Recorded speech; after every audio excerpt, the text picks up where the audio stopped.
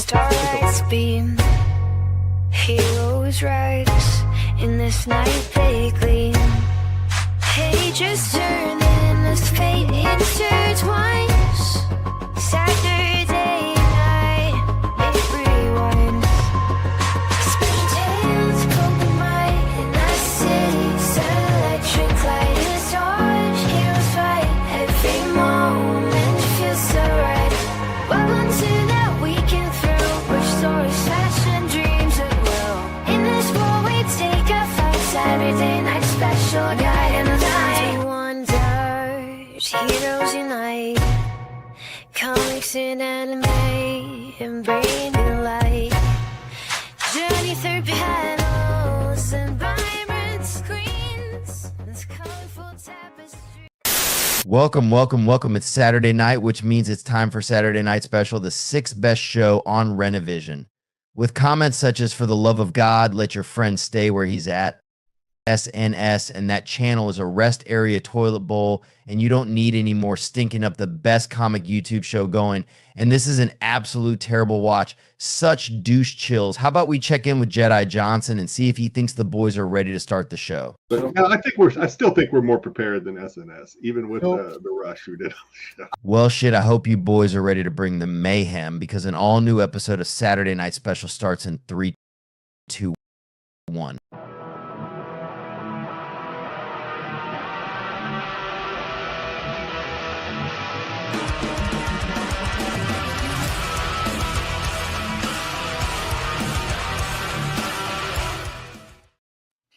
Yep, now we're live, everybody. Pete wanted to lead in one of the shorts into us, which made it run a little extra. So now we're here. But before we get started, before Sam gets started, before we say anything, I want to give a huge shout out to Sarah and Sarah's wife. She's done with chemo. Huge. She's been going through a battle, and I've been talking to him a long time because my wife is going through procedures. His wife was going through rough times. So we kind of talked a lot, and I'm glad to see that she's all done with chemo and that they're on to the next phase of everything. And I know how all this stuff can be so stressful. So huge shout out. Ring that bell. To Sarah's wife. And then that's what he wanted. He wanted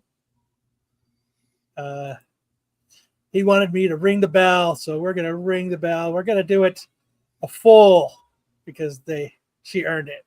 Ring the bell.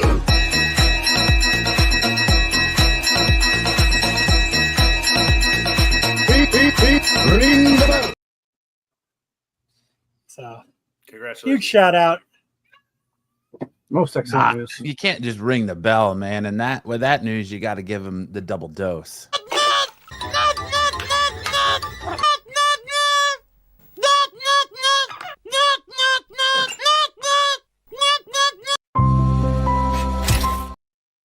Whoa! This connection.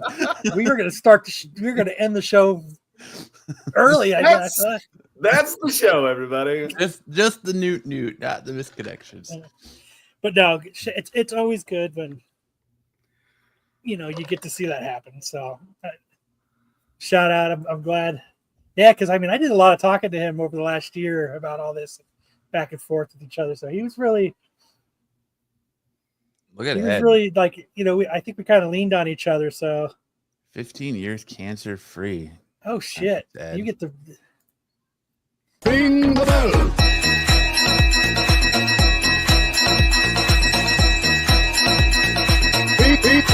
Ring the bell. shout out.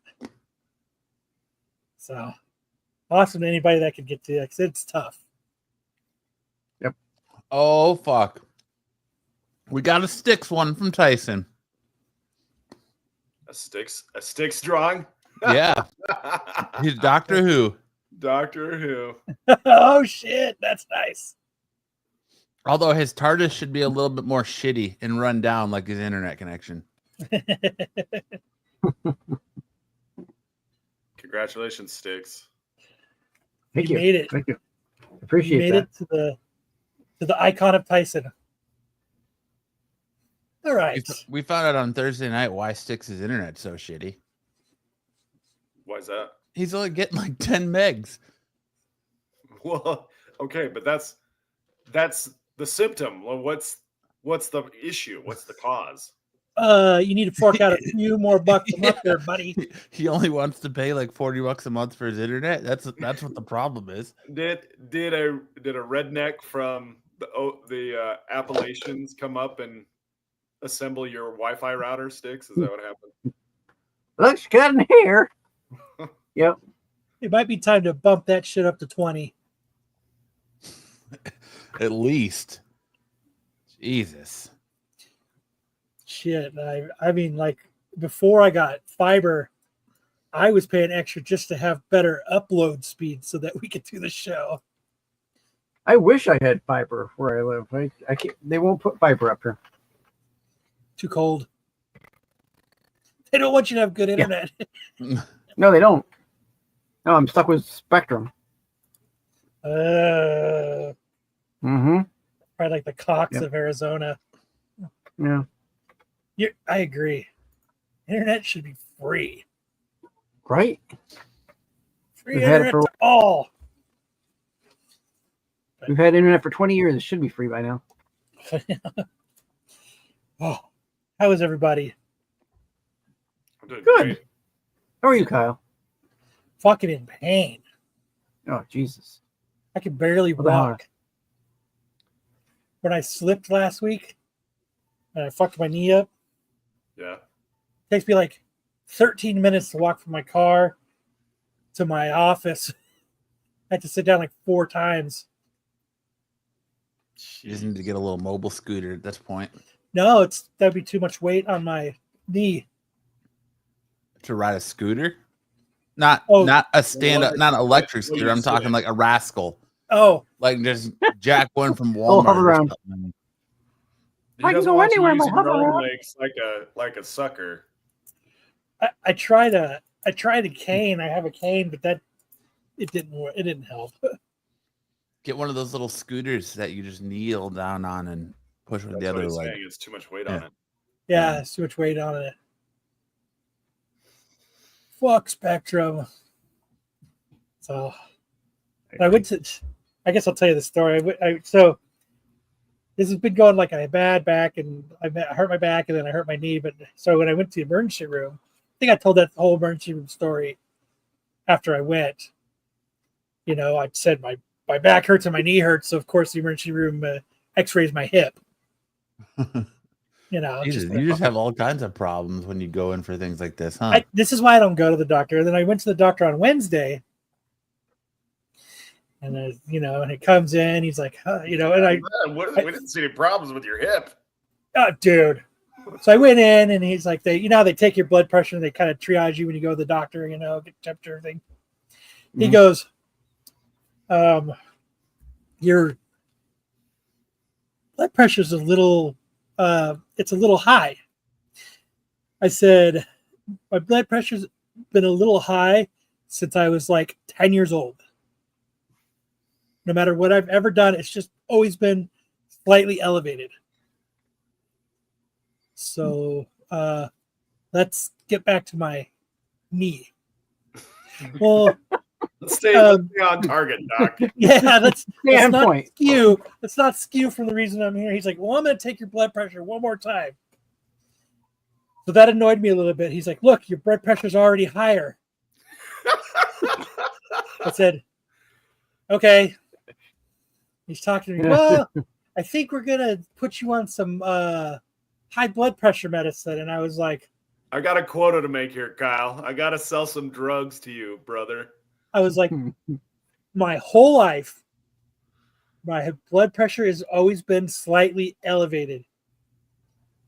And he was like, okay, disregard that. Just for fucking regard that whole statement that I've said it twice. And he goes, you know what? Let me just take it one more time.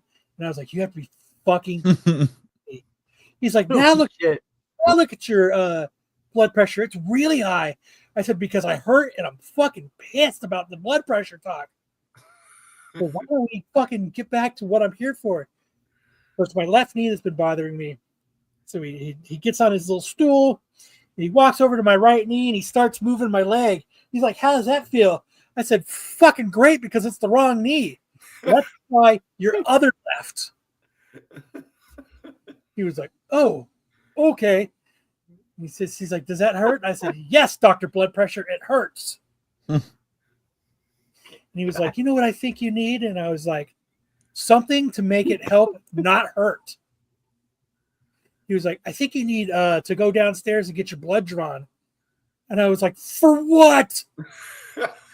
So I can sell you some blood pressure medication. I was like, I'm for not what? getting any kickbacks from painkillers.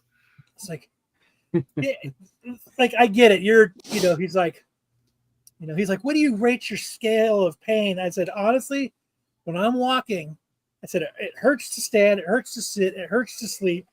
I said, like, I'm like a little fucking girl and I have to sit down to pee because my knee hurts.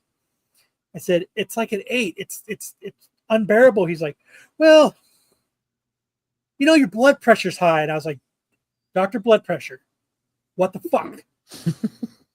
And he was like, okay. Why you keep calling me Dr. Blood Pressure, bro? Dude, he just disregarded it.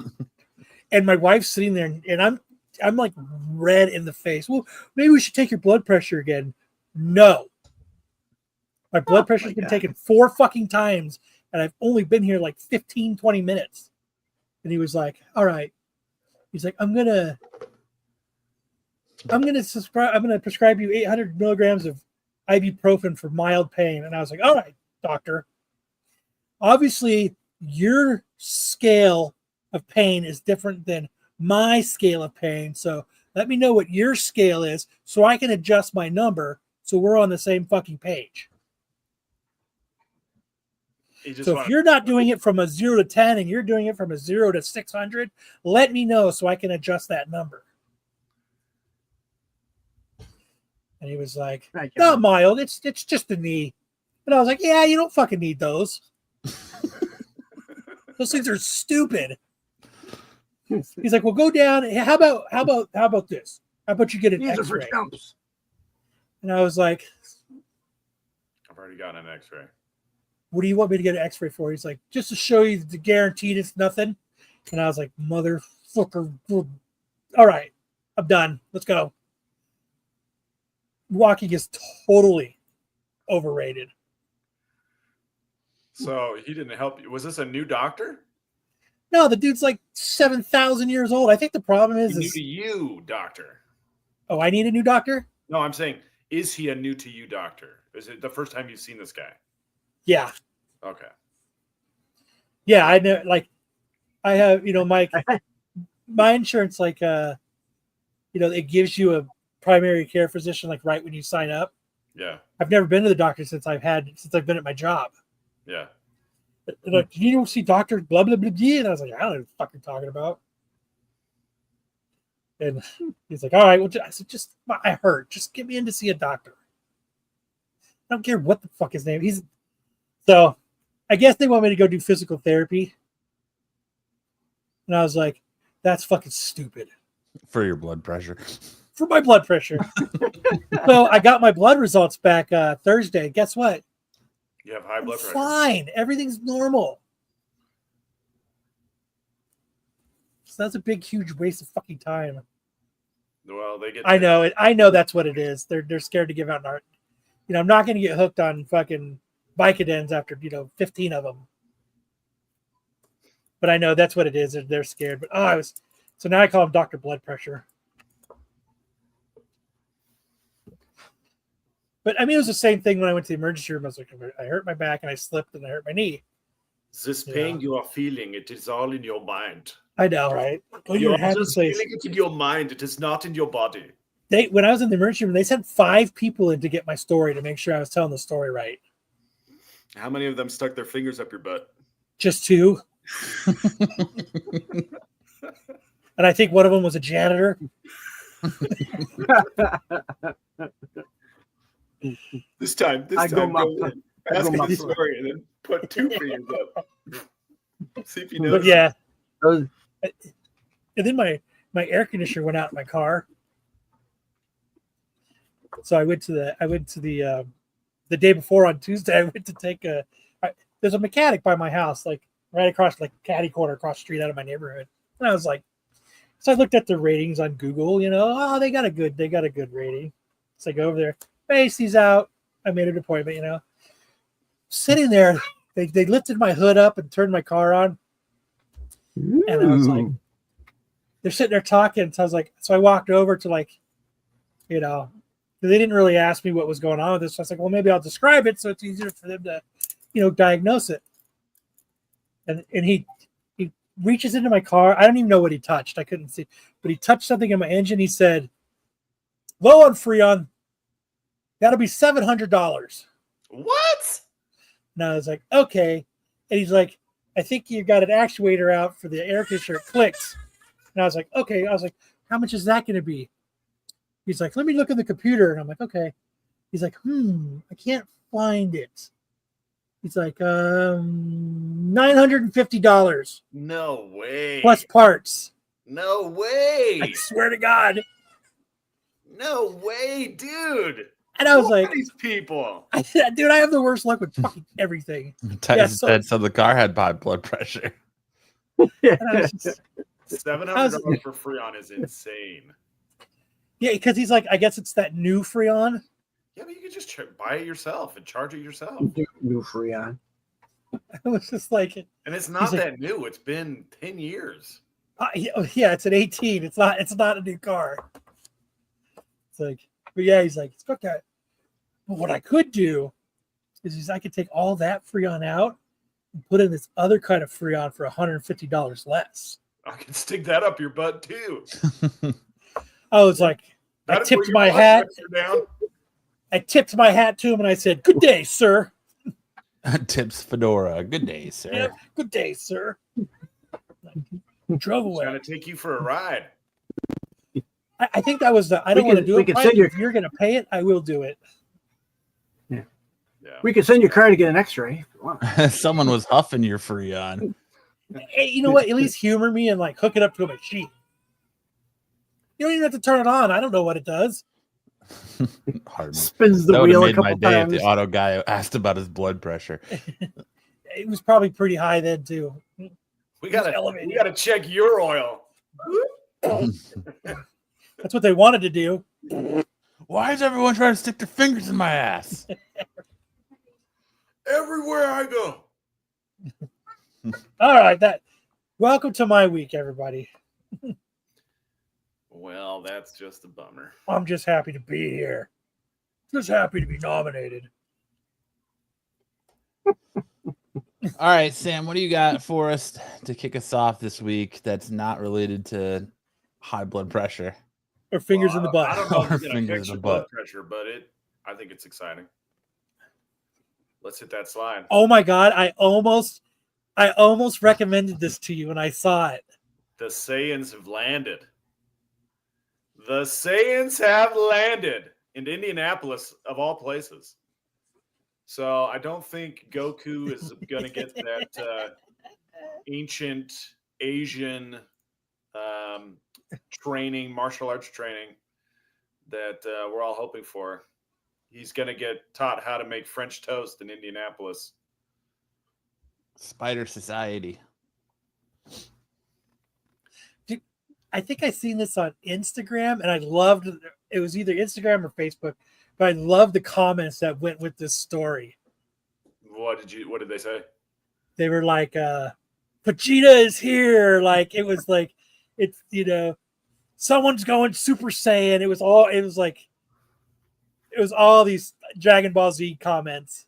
Well, yeah, you cannot look at that thing and not think of the Saiyan pod. It looks exactly the same. So, in the chat, what is your theory? How much longer do we have? And I mean, we've got 15 years before the World Martial Arts Tournament is won by Goku. Saiyans are right on schedule, I'd say. What is that? They called it a radome, like a protective cover of a radar system. That's their theory. It looks like Cerebro. But it does, yeah, kind of. But before they could figure out what it was gone. Somebody came and picked it up. I think Iran did it. Damn, it must not have been very heavy. Some dude just rolled up in his Chevy pickup truck and picked it up and took off. I can scrap that. Sure. Dude, that's gonna give me Scrapper. like $45, man. That's a rocking spear. We got to figure. We got to have a man on the street. Hartman's got to go there in person and report on the story and figure out what's going on. Oh my god, I so wish we could get Hartman to always be like The man on Our- the street, our man on the street for stuff. and just like say the most ADD things of all time. If this show actually made money, that's what I would spend every dollar of it on. Hartman talking to strangers. Yes. Hartman on the street. Oh my gosh, He's got to go out and give his Hartman hacks IRL. Dude, You got a leaky faucet? I got a Hartman hack for that. they would be, what do you think of this? You got high blood pressure? I got a Hartman hack for that. But what did they say it ended up being? It was just a cover for a radar system. Like, Yeah. like a weather radar. What it is. Look at fucking professional sticks over here. That's exactly what that is. Yeah, I've seen that all the time. In I my have those everywhere where I live. In my Listen, daily profession. as the Ice. as the official chaperone of the state of New York for all proms, foreign and There- domestic. These come to every prom free of charge. It's better than a DJ. Yeah. Listen, I used to work for Lockheed Martin. I've seen these things before. That's all. You did not. Sticks, is this what the new Doctor Who phone booth is going to look like? It just covers the radar, so the wind doesn't fuck it up. So birds don't fly into it. So I need to get one of those for my house then, because the fucking pigeons are relentless. We need to get the pigeons to stop flying into a radar dish. Goku is in somebody's basement powering their home in Indy. Ah! Little higher. Ah! It's bigger on the inside. 9,000. In today's economy with house prices, you could probably put air conditioning on that and sell it for at least a 1-bedroom apartment, 180 grand. 180 grand, easy. Oh yeah, someone definitely picked that up and turned it into a tiny home. I already My got a dog fresh is in air there now. window.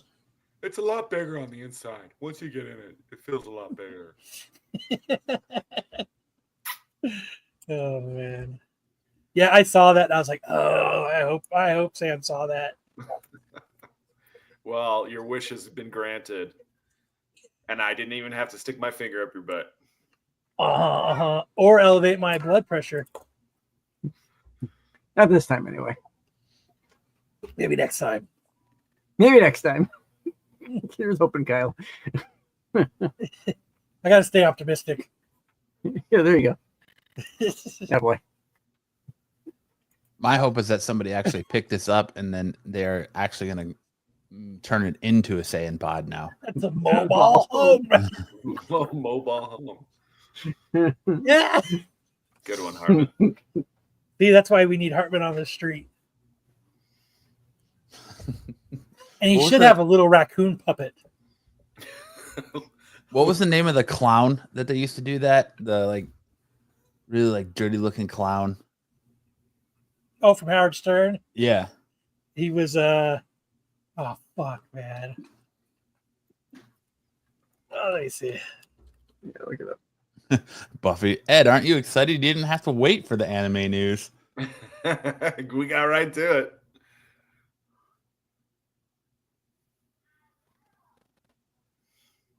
Everyone's on their phones. I know. Yucko. It's Yucko the clown. Yucko, that's what it is. Yes. Okay. Because Well, the dog was that was Conan O'Brien, right? Yeah. Yeah, yeah. And then the first dog was that pet commercial, that pet food company from the early 90s. And he was always interviewing everybody. And it was part of the pet food brand before the 90s bust of the .com bubble. Do you know what I'm talking about? The one that said "for me to poop on." Is that the one you're talking about? Yeah. And he would interview the. Fun. So sweet. There you go. Very good. Drives out. It's very dangerous in Indy. They asked some gangbangers where it's the worst, and he said Indy. Keep your eyes You don't open. call him for Indy. kids. You call him Dr. Jones. Al. We're called the dog, Indiana. All right, we ready to get into some news? Yeah. All right, let's get into the news.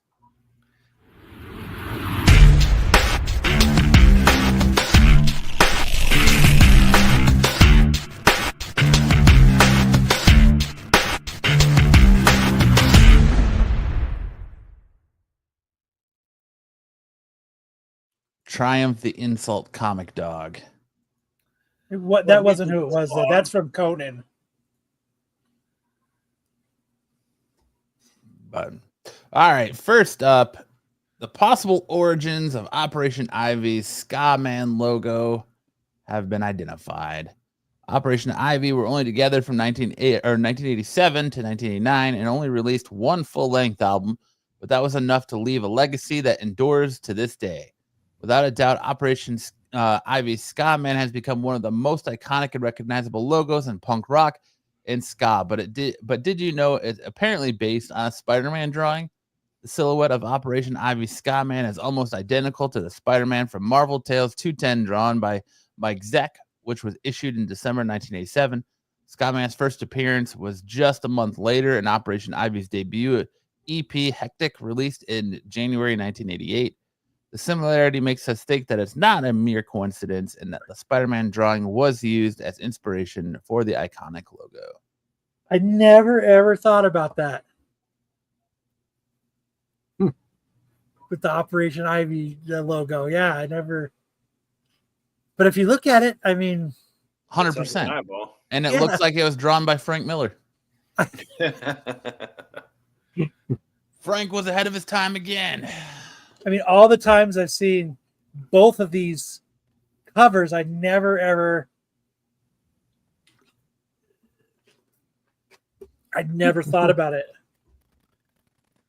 You could probably find that book in a dollar bin somewhere, huh? Spec hard. Probably. Spec hard on this one. Yeah, spec hard on it and sell it on eBay. $5. Inspiration for Operation Ivy Ska Man logo. But they probably fucking Tim Armstrong probably there it is. The pet. Thank you, Tyson. Pets.com mascot. Oh, Pets.com. Yeah. But yeah, he probably fucking Tim Armstrong probably read it and was like, "Oh, I know what you do.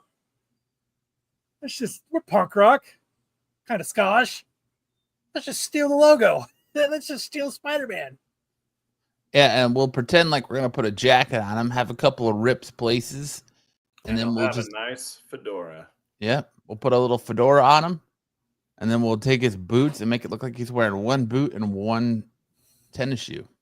And then to add to the story, that's where Todd McFarlane got the idea to put the circle for his Spider-Man cover and all the homages that went after it.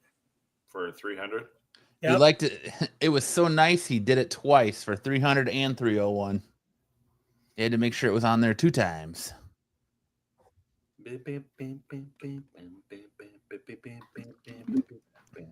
Nice. They stole it. Stealing content. Stolen content. Oh, don't even incant those words. Not original. Snake. Stolen content. It's an Operation homage, Ivy man. stole it. It's an homage. Stole it. I mean, he is at a rakish angle. But it is pretty identical. Although we're gonna make his one leg a little bit smaller also. Well, plus it's like at a bit of a tilt, just a tiny tilt. Yeah. And it's totally Frank Miller drawing it.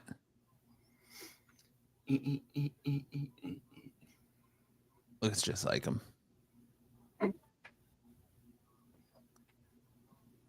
Up next, Steven Spielberg's Shark hits 50.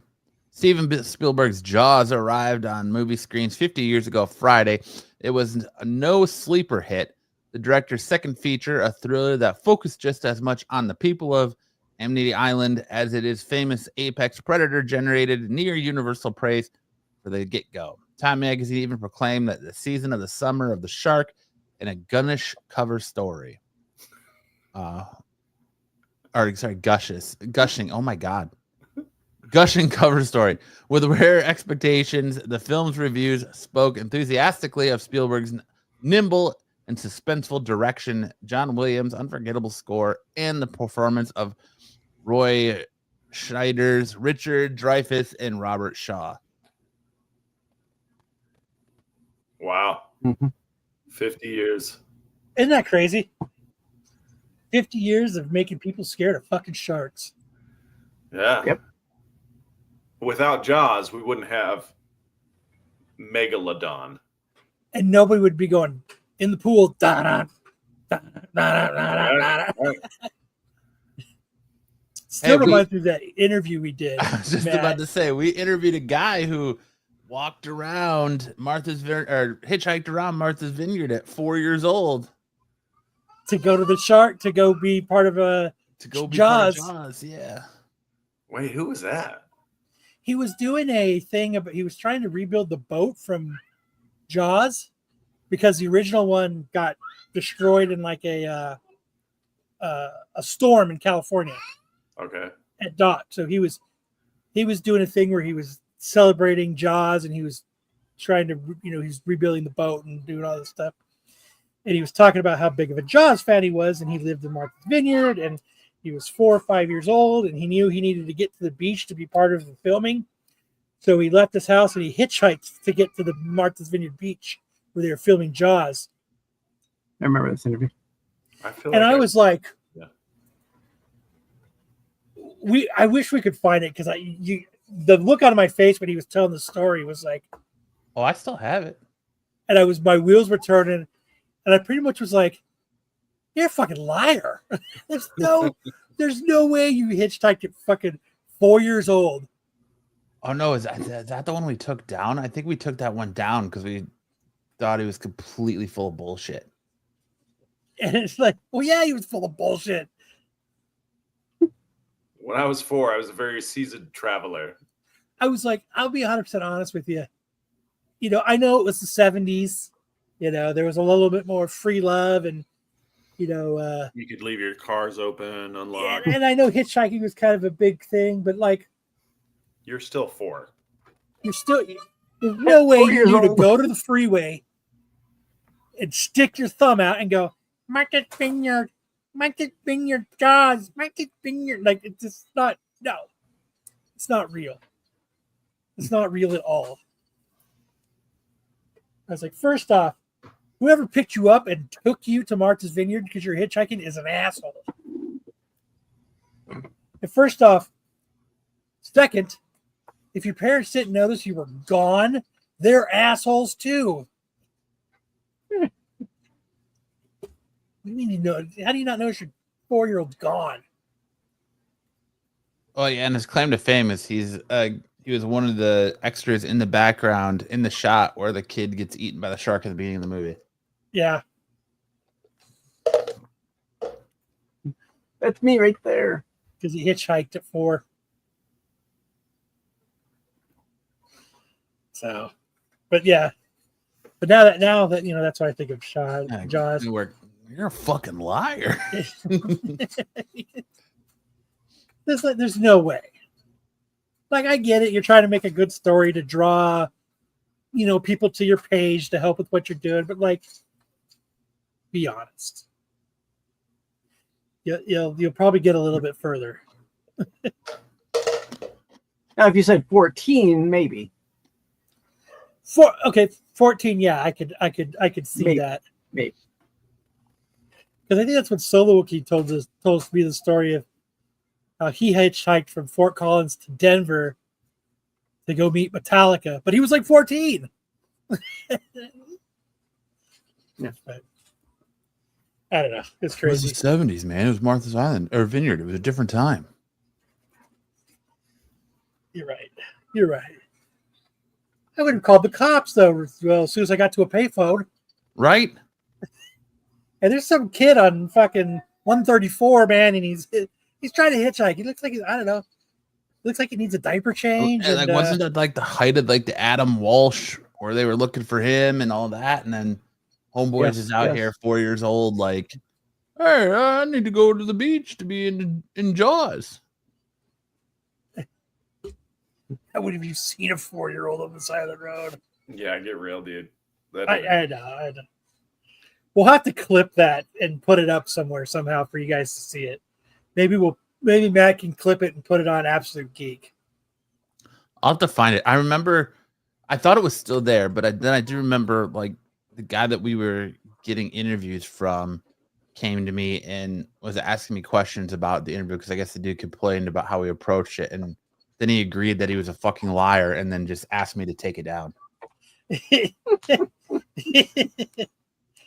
How we approached it because we called him a liar. Yeah, well, you flat out called him a liar. Because you're lying. Like, you know.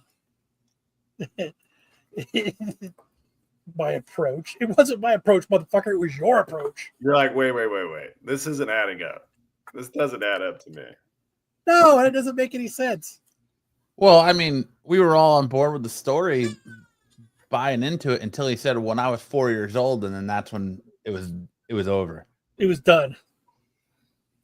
Kyle was like, "You were hitchhiking at 4 years old," and then Kyle started giving him the business. But oh well. All right, moving on. You're not my friend. You're not my friend, Kyle. You're mean to me. What are you looking think at? That's why. Listen, when Kyle's interviewing someone and he starts giving you the business, it's not going to end well for you. Well, no, because Kyle's blood pressure goes up. Yep, it does. Then you need an X-ray. He can feel the cold hand of fate reaching up his butt crack. All right, it's And time. he's not wearing a glove. By the time we got asked to interview another podcast, and the dudes had sticks level internet, and Kyle was, "What the fuck are you looking at?" He kept looking to the side and talking. I was like, what in the fuck are you looking at? Who are you talking to? They got so mad. At 4 years old, I like Tyson. Was that the UFO guy? Game at Hooters. I was taking home the waitresses from Hooters. What's up, baby? Yeah, I'm like Barbara Walters. Tyson got breastfed by some Hooters waitress, and he never got over it. All right. What's next, Matt? What do we got next? Tyson was never the same after that. No.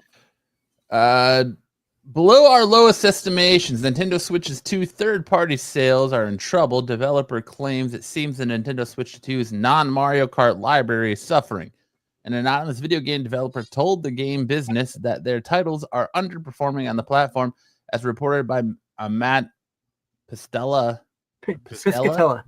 Piscatella, thank you.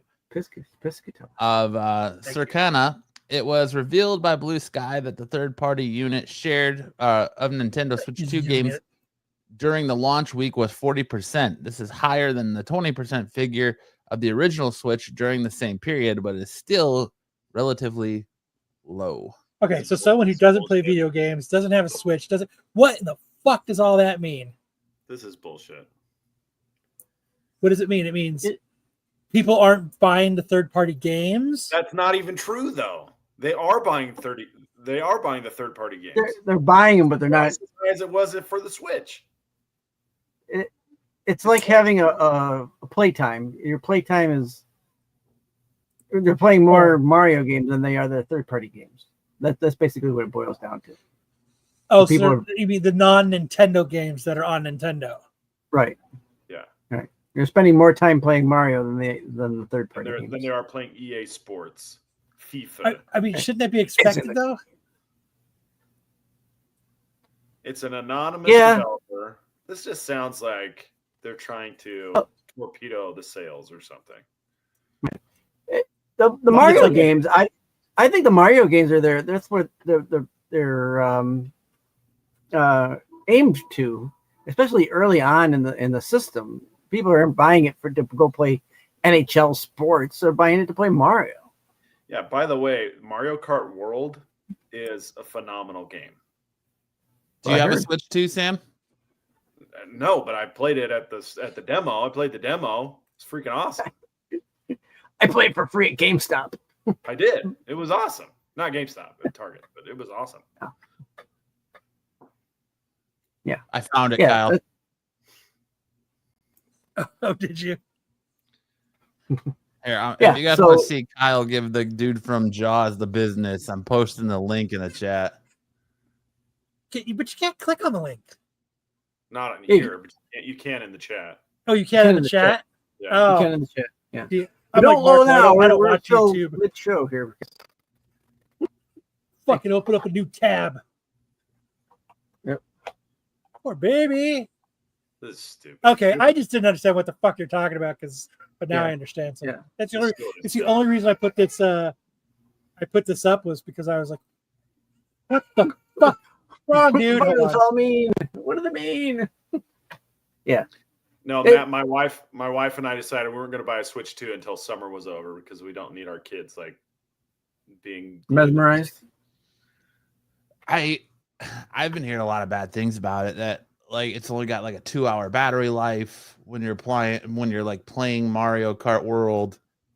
The Joy-Cons will automatically just disconnect or go from one single player to 2-player. I'm waiting. I don't even play it. Towards the end of it, I didn't even play my Switch that much. Like until there's a Legend of Zelda, Legend of Zelda game that comes out, another one, I haven't even touched my Switch. Mm-hmm. Right. I'll play Pokemon, the new Pokemon game for like maybe a day or two, and then it gets put away. My kids never put the Switch down. They are nonstop on the Switch. All of my kids, boys and girls, they're always on the Switch. Are they that awesome? The games that they put out, my kids love them. So they're playing Fortnite. They're playing Animal Crossings, Mario Kart. Like they love those games. I started watching the Minecraft movie this morning. Oh, God, the movie's terrible. It's funny, but Jason Momoa is funny in it. He is, yes. Is that on streaming now? Yeah, it's on. It's on Max. Yeah. On Max? Okay. Yeah. I'll watch that tonight. But I mean, like, because I know like my daughter's got a Switch and stuff, but I never really messed with it. I mean, is it really worth? Is it that cool? The Switch like, 2? what is the appeal? What is the appeal to it? Is it that it's a handheld and a console in one, so you can play on your TV or take it out of the docking station and play on the go? It's a lot higher power than the Switch, and so you get better graphics, better frame rate. But ultimately it's just about fun games, right? The games. Yeah. But they're nickel and diming the shit out of you too, because if you want to play Breath of the Wild or Breath of the Wild 2, you've already spent the money on that game, right? You want to play the upgraded version, you have to pay an extra $10 to get the upgraded Switch 2 version. Yeah, that's true. Where, like when you were on when the PlayStation 5 came out, if you had a PlayStation 5 but PS4 games, the upgrade to make the games at PS5 level was free. So it's ridiculous that they're charging you an extra $10 for that. Tyson, I'd rather watch Armageddon than Minecraft. Dude, it sucks that Armageddon's not on any of the streaming channels right now. So you have to get out the old DVD player, dust it off. No, I don't have it on DVD because it was always in it's been in my DVR for like the last 10 years. Until I got rid of DirecTV, and then it was on streaming on like Hulu, and then now you can only pay to rent it. So now I had to go back to Jurassic Park. I have YouTube TV, and it's on YouTube TV like every other week. So Okay. I always think of you every time I'm scrolling through the thing and I see Armageddon. Kyle would love to watch this. If I could, he's gonna live this time. Bruce is gonna live. That's my thing. Is if I actually turn it on, I'll take a picture and send it to Kyle. Be like, look what I'm watching. And then we start talking about whether or not Bruce is going to live this time. Spoiler alert, he never does. Yeah, Wait for but the don't sequel. want to close my eyes. He'll live in the I sequel. don't want to fall asleep. Let me see. And I don't want to miss a thing. You did. Rumor has it you did scandalous things with that man's daughter on a beach at sunset. I did. It was fucking fantastic. I made her shake like a horse with a fly on her back. Kevin Smith is writing a new Daredevil story. Good, we Goblin, need Jason, one. Amy, writer, director Kevin Smith will once more be writing Daredevil. The filmmaker wrote the Guardian Devil story for Marvel Comics in the late 90s, and now he's returning to write a story in which Matt Murdock Daredevil crosses over with DC characters Smith has written Oliver Queen Green Arrow.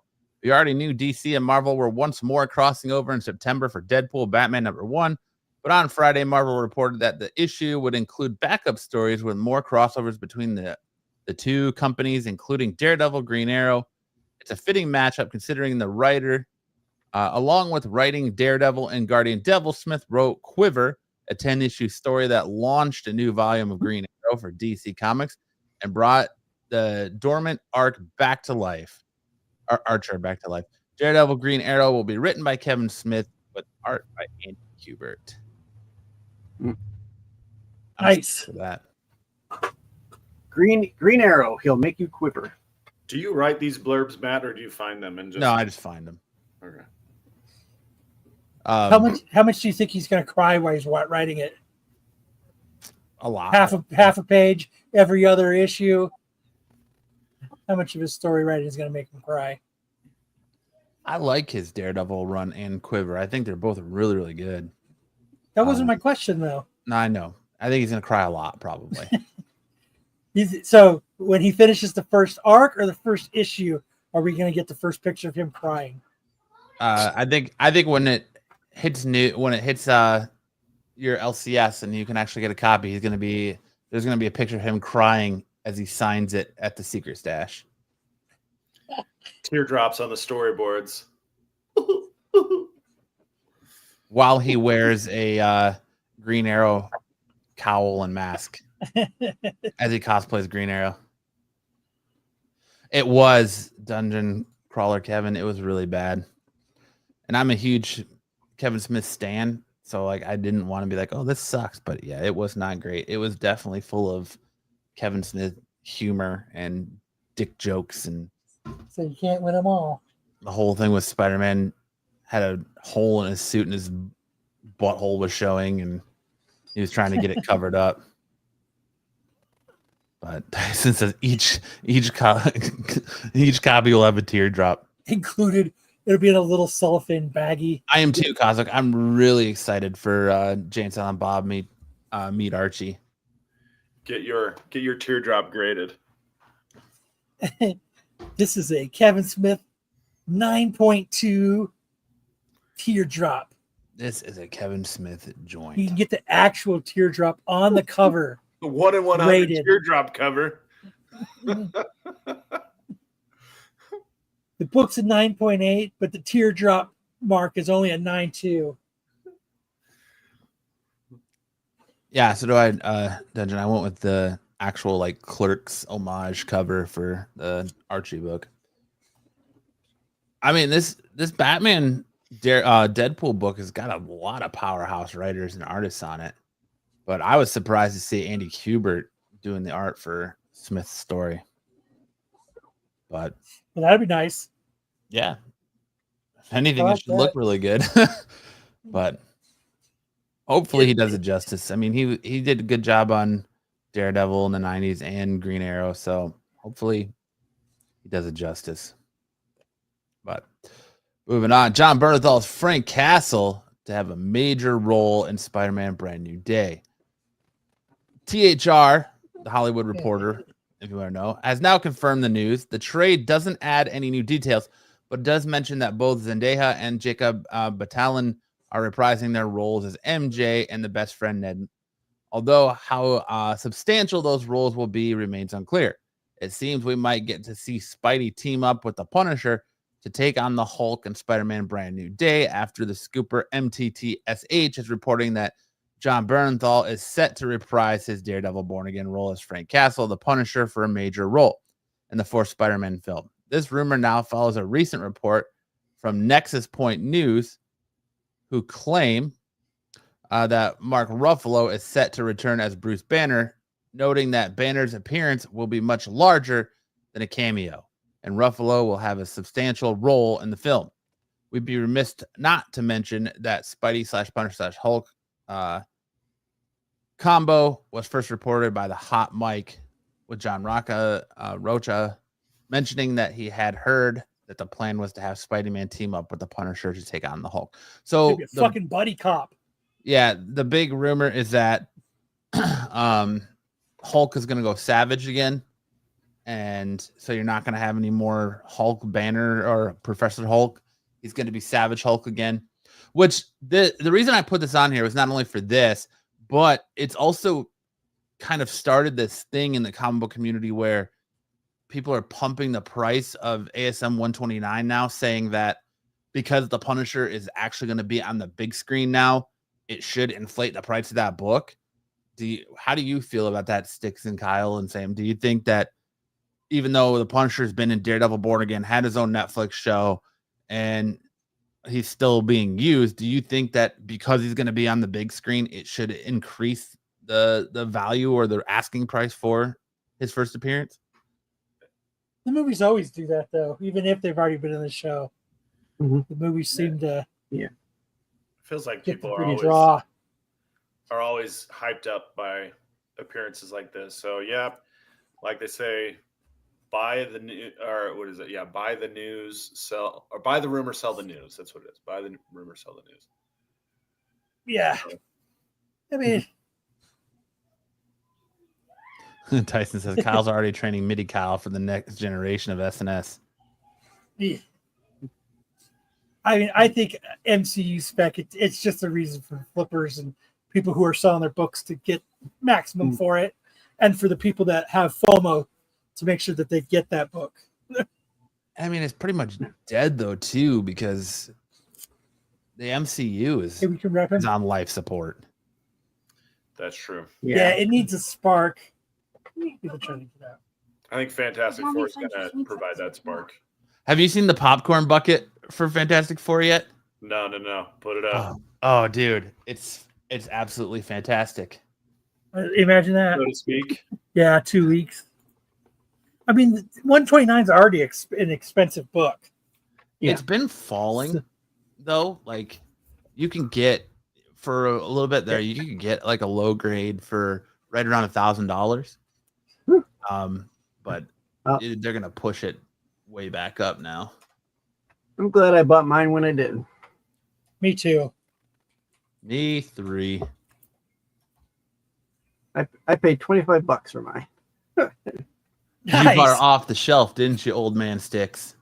I bought it for for my- 25 I bucks bought it off from- the shelf.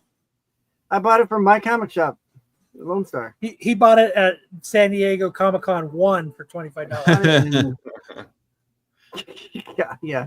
I bought it from the back page and sent it in. It was 30 cents. Oh man. Here you go. Here's the Fantastic Four popcorn bucket. Tell me it doesn't look like that's Reed Richards' schlong wrapped around the bucket. Yeah, it does. That is great. It would be even better if he was arching his back a little bit. Yeah. That's right up there with the Wolverine Deadpool one with the open mouth. That is kind of cool though. That it looks like it's his dick. Check out my fantastic dick. He seems like a timid cat. The neat thing is, no matter how far you stretch it, it never loses girth. It may be little, but it's round like a soup can. Apparently, they're doing a collaboration with Nike, so Nike's going to put out Invisible Woman Air Force I saw Ones, those. so like you can see your toes through the shoe. To expand buy on a you shoe, take the get a popcorn sandal. out and his dick is peeking at you. What you do with this is you drill the bottom out and it's your dick, and then you go, no, that's just the popcorn bucket. That's all Pedro, baby. All Pedro. So Mr. Pascal, if you're nasty. I like that he doesn't dress up to go anywhere. Have you noticed that? No, It doesn't matter what event he goes to, he does not dress up for it. It's usually just like a shirt and pants. I don't own a suit.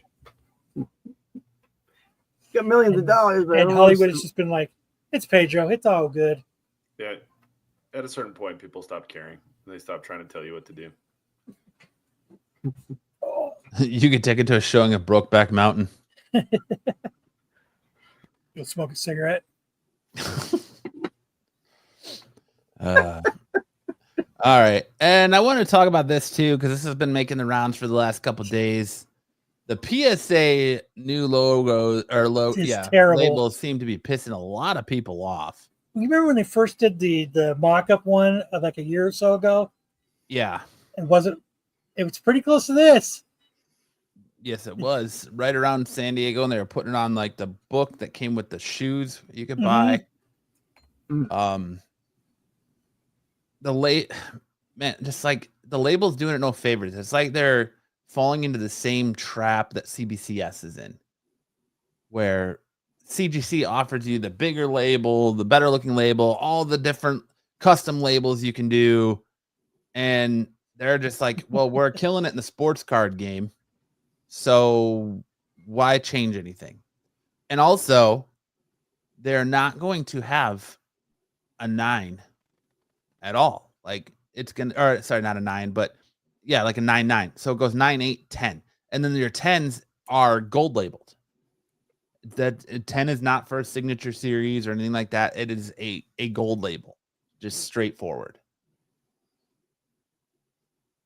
Are any of you guys gonna get books? No. From PSA. Mm-mm. They're not going to get my money.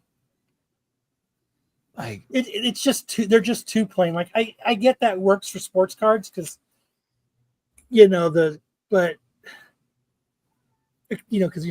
sports cards are smaller, so I get keeping them very simple. But it needs a little bit more razzle dazzle to it. it does. Not just a and red. What was red back in the day for CGC? Wasn't CGC used red one time and it was like damage to the book or something like that, right? Would be a green label? That'd be green. No, green is when green is like when there's writing on it. Mm-hmm. I remember CGC using a red label. CBCS uses used the red label for when they authenticated a signature, not when it was witnessed. They use the red label. Like, let me see if I have one. I know I have one. It's gonna send comic collectors in a tizzy because of the red labels. Nobody liked. I don't have one. It must be in my room. But yeah, they don't. Nobody liked them from CBCS. Like the problem with the red labels is it screams problem. Right, it does. And so I don't know. I don't collect cards, so it's hard to say. I know that the case is ovulating. Tyson says, "I would think that you would like to keep grading standards across all companies, but yet it don't because." Oh yeah, It's just not. I hated getting the red labels. Like I have a few of them because it's Oh, okay. stuff that I got signed. Dungeon Crawler said red used to be for modern comics. But they don't, because like right now you're seeing a thing where CBCS is grading harder. Their graded are harder. a lot more critical. Thank you. But their label's shitty. So and they've done some shitty practices, but so is CGC lately. It happens with CGC everything. always been better on the labels. Even then, when every time CBCS is like, look at our new labels, I'm like, all you did was make the font bigger. It's still like a shitty label.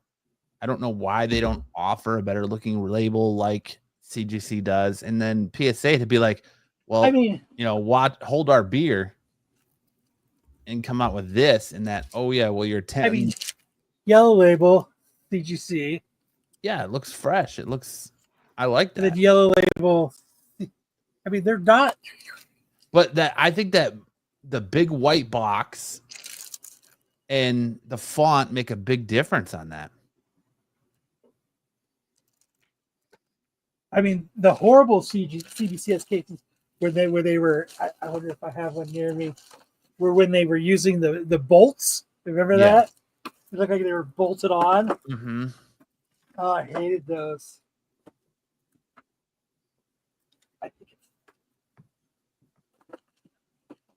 Just not a fan of the label, man. Just get PGX. Are they even still in business? Oh yeah. I almost sent one of my graded books to PGX that had signatures on it, and I ended up sending it to CBCS instead. But yeah, when they were using the bolts, that one was the worst. But it just, they need to do something different, especially with this big square where the PSA is. They need something there. And there's just a lot of white, especially like on this 10. I think they should take the Spider-Man and stuff. Like when it's smaller, I know it'd probably be hard to do, but like the Spider-Man #1, that should be more centered in the book on the label. And I think that's a part of the problem with these smaller tiles is there's in both of these there's so much dead space. And and the so that's font something is with CBCS and CGC, like they kind of fill that up. You know what I mean? And here it's just a lot of dead space. Like at least for the love of fucking Pete, center the top line where the book or it tells you the name of the book to fill up some space.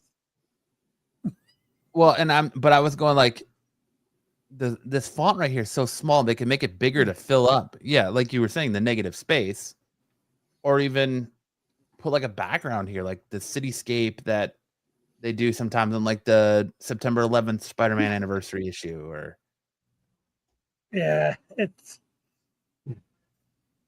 already big for cards, and I think, like I was saying earlier, I think that it works for cards because the cards are so small. There's not a lot of room to work with there. And they're probably trying to keep conformity throughout the whole thing, but they'll figure it out. I think you need to make a change to like, this is what cards look. This is what our comic books look like. This is what our VHS or whatever they do else. Yeah, like. there's separate labels for whatever you're grading. Yeah. Style. Yeah. That's not a bad idea. But fucking PSA. We'll see.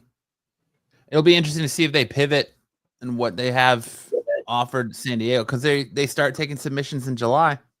So be interesting to see kind of what the market dictates because there's always a difference between in price of a book, whether it's graded by CGC or CBCS or PGX. We'll see what the market dictates that PSA goes for, but fix the labels. For the love of God, label. PSA, fix the label. Would Marcos borrow do something with them. Slabs? Oh, Ed talked to Joe Rubinson today. Nice. He's a cool dude. He's Not a man of many words, but he's a nice guy. Marco's borrowed comics fit into these slabs. Marco is money laundering through PSA, much like he did with Sam and Triple D Dodgeball last weekend. Right? Because he's the launderer. He launders. And that's where Sam got the nickname Sweet Titty Sam. That's right. Sweet Titty Sam. But all right, that's it for news. Now we'll hand it over to Sam for Ed's favorite segment of the week. Big news in anime. Watch your ears.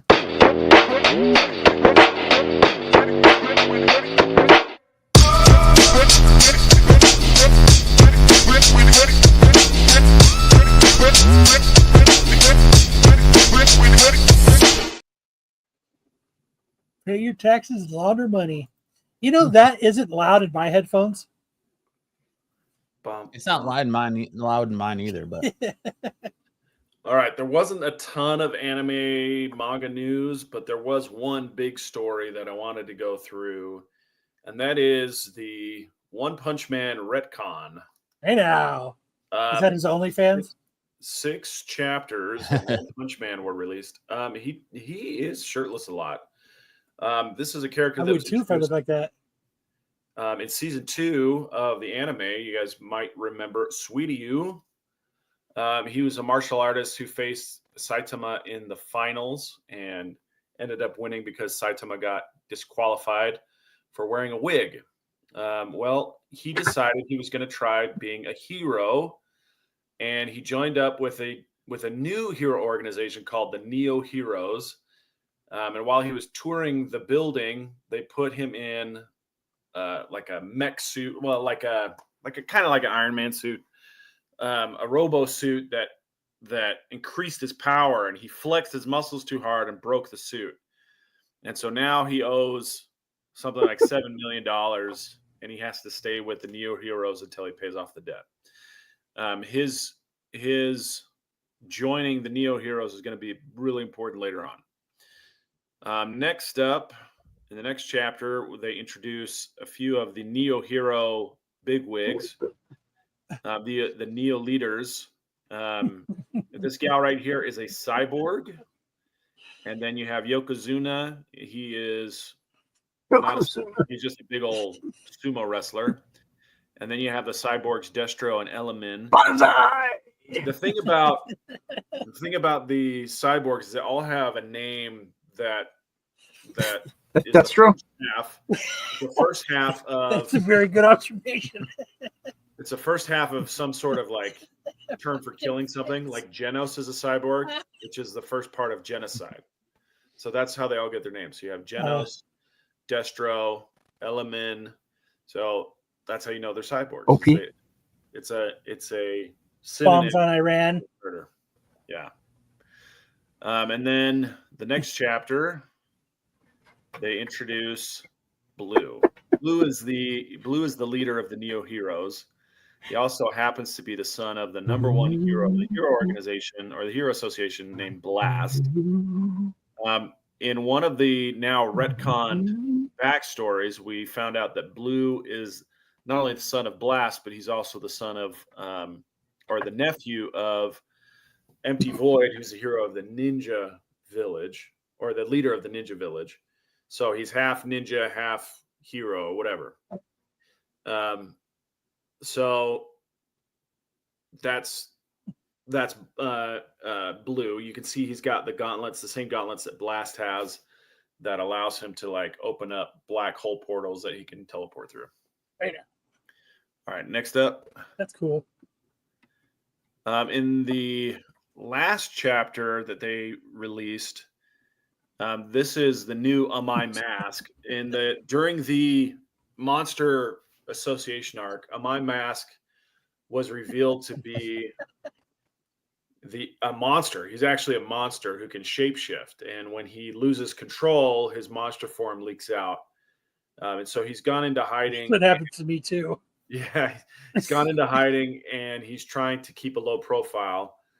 But he approaches Saitama and Genos, and he asks them to meet with them directly, because he realizes how strong they are, and he wants to consult with them directly about their strength.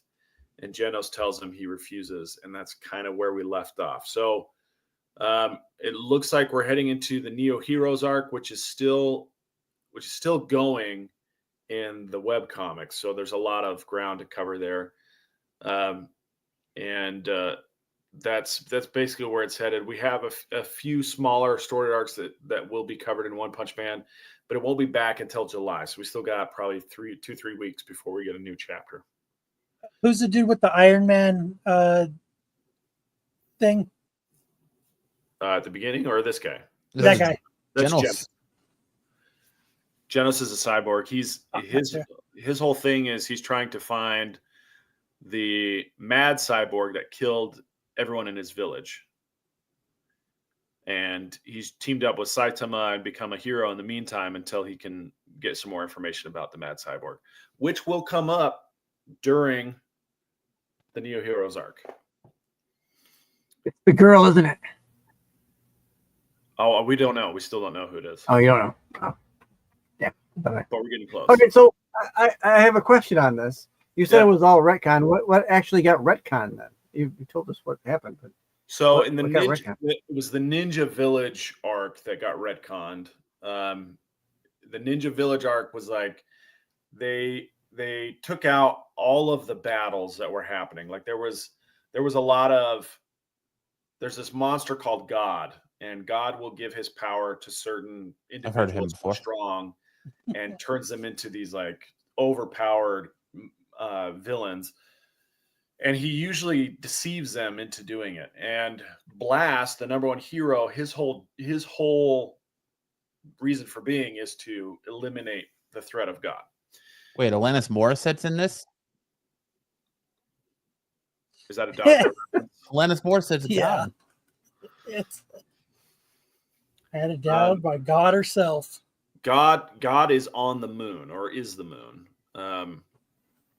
So anyway, the question that you asked was what got retconned. So they took out all of the backstory of the Ninja Village.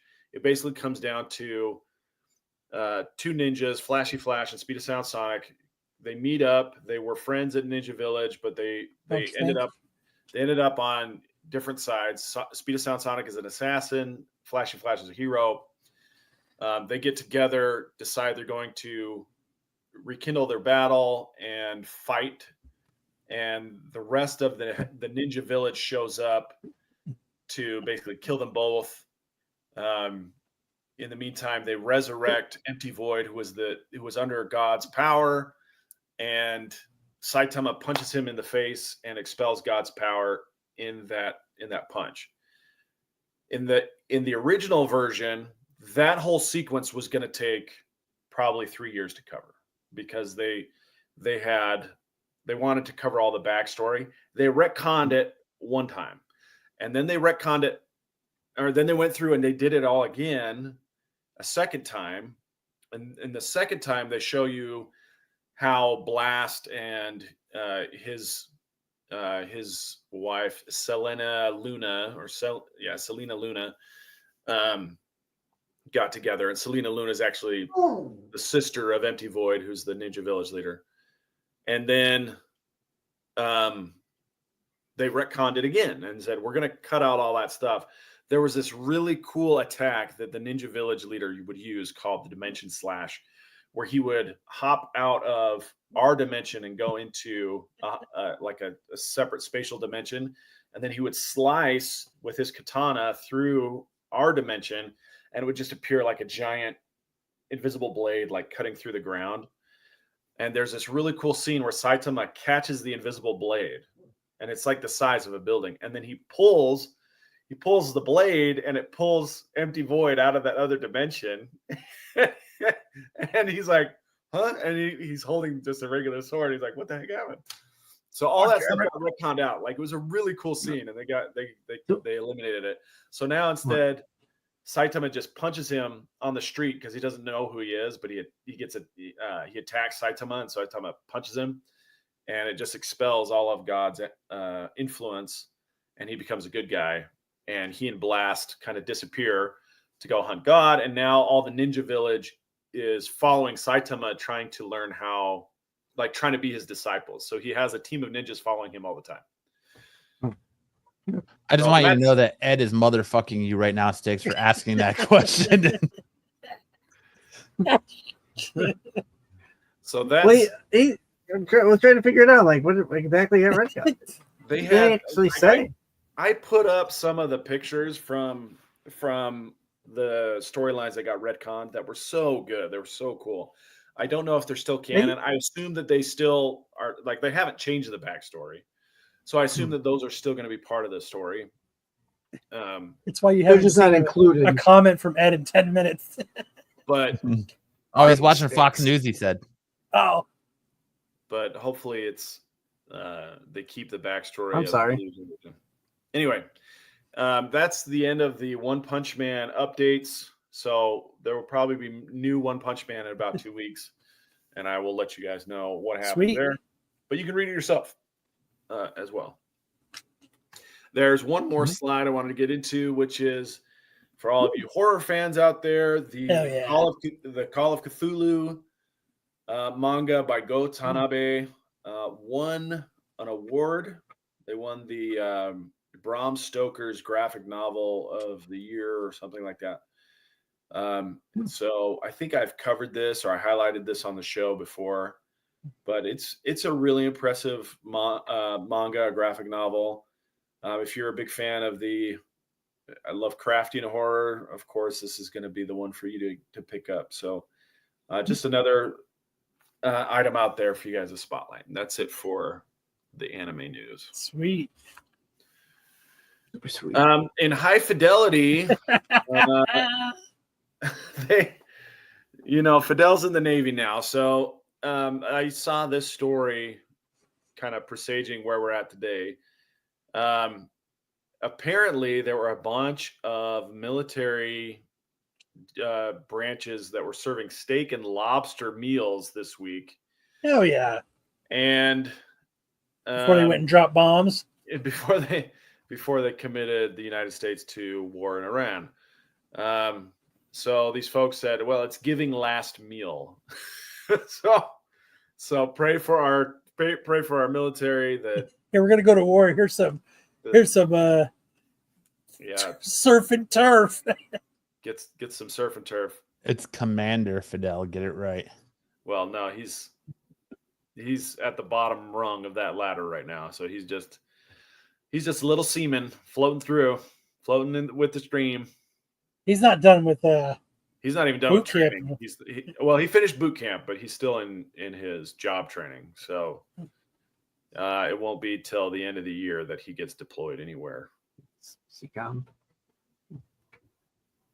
Well, at least he'll be on a ship and not somewhere else. Yeah, pray for our troops. Pray for Fidel. Everybody in the military got fucking surf and turf. I don't think it was everybody. I don't think that's what happened. But there Just were this a chick in her lot. car. There were a lot. No, this wasn't just her. There were a lot of bases that were serving steak and lobster. Yeah, there's a lot of TikTok videos where they're like, steak and lobster means we're going to war. Damn, that's fucked up. So you get that, it's fucking. Well, not only that, but there's they call it like the pizza alarm or pizza something, where all of the pizza joints near the Pentagon in Washington, D.C. will have sudden increase in business because the Pentagon orders pizza for all of the people at the Department of Defense right before they attack someplace. Oh, because they're doing a lot of planning and stuff. Because they have to stay at the Pentagon. Yeah. And so they order in, and if you see a spike in pizza deliveries, then it means that there's a military strike happening.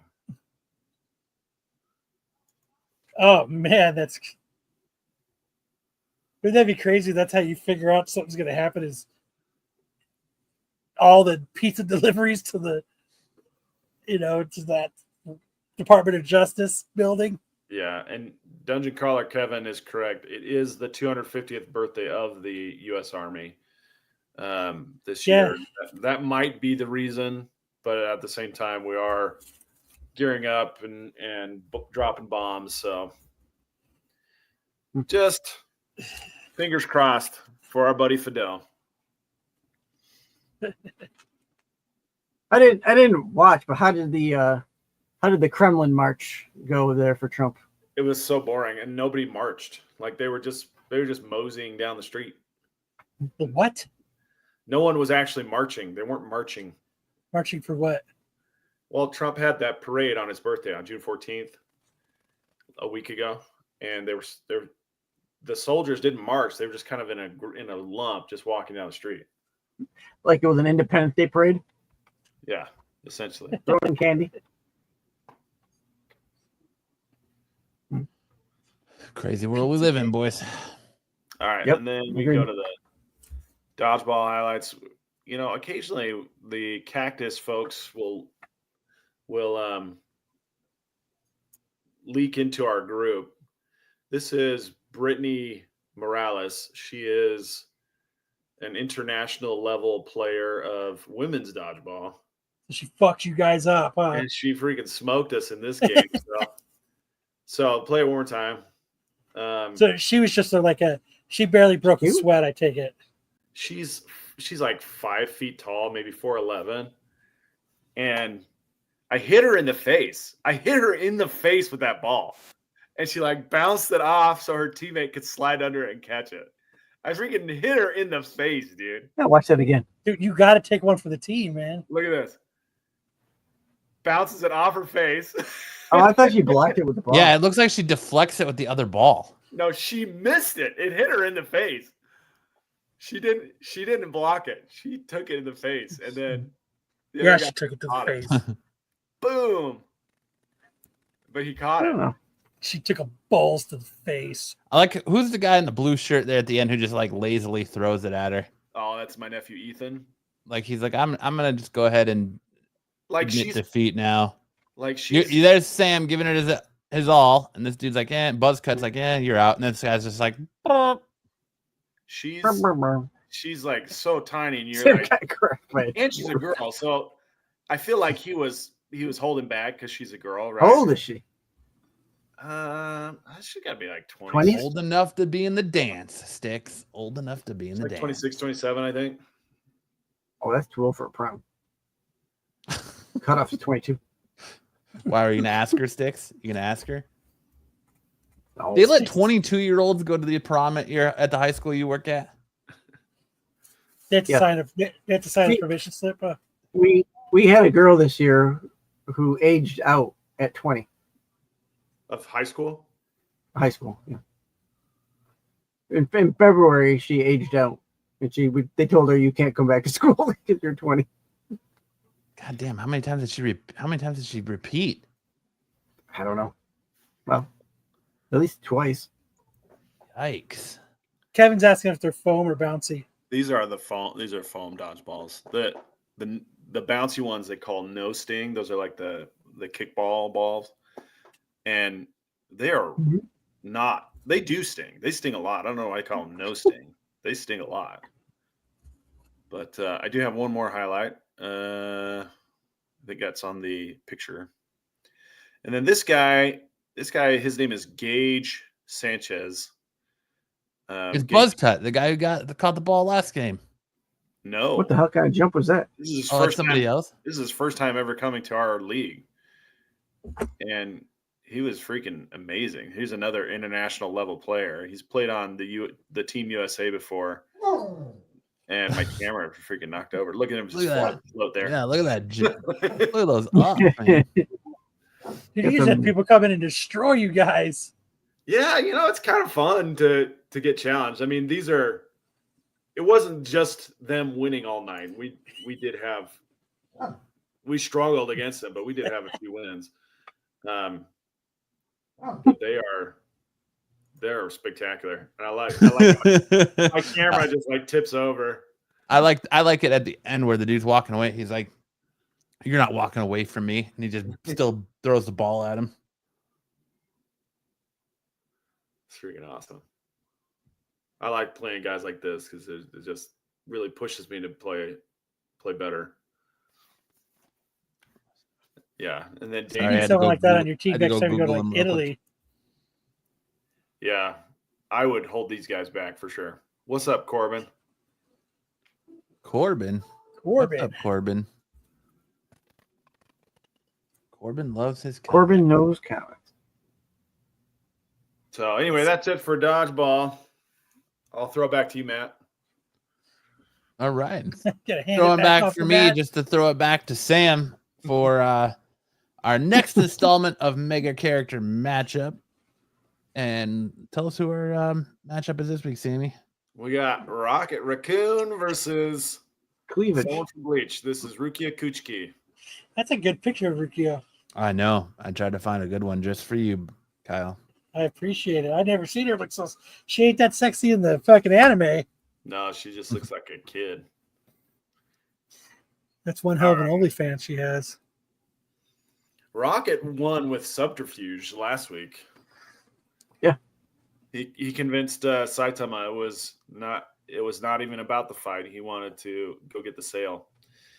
So here we go. We got 9 out of 10 for intelligence, 7 out of 10 for combat, 6 out of 10 for durability, 8 out of 10. She's from Bleach, Kevin. And 7 out of 10 from leadership.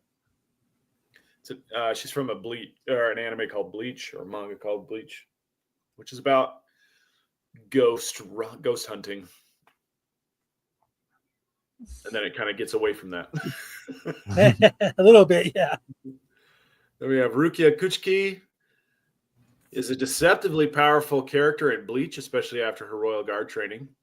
If we were to assign her a numerical power scale, factoring in her abilities, feats, and growth throughout the series, she'd land around a 9 out of 10 by the end of the 1,000-year Blood War arc. Here's the breakdown. Spiritual power, 9 out of 10. After her training, Rukia reaches a level where she can fight Sternritter level threats, which is like as bad as they get, and even defeat Oznot. These are characters in Bleach, who previously overwhelmed her brother Byakuya. Zanpakuto mastery, 9.5 out of 10. Sore no Shirayuki is one of the most elegant and deadly ice-type Zanpakuto. Her Bankai Haka no Togame unleashes a massive, absolute zero effect that can freeze opponents at the molecular level. Durability and resistance is 8 out of 10. She can temporarily kill her own body to become immune to certain attacks, essentially halting all molecular motion. And her combat skills, 8 out of 10. A highly trained swordsman with centuries of experience, she's both graceful and lethal in battle. She may not be on the same level as her transcendent beings like Ichigo or Yuhawak, but among the captains, she's a top-tier force. Hell yeah. Here's how it plays out. Rukia Kuchiki is deceptively we did this already. Let's go to the next one. Oh, fuck, it didn't give me the... God damn it. Oh, God damn it. oh, I fucking posted the wrong one. oh. God damn it. Womp So womp. you get nothing. You lose. Good day, sir. It's a bold strategy, Cotton. Let's see if it pays off for him. Spoiler alert. Rukia wins. Rookie wins. Ah, man, we don't even know how.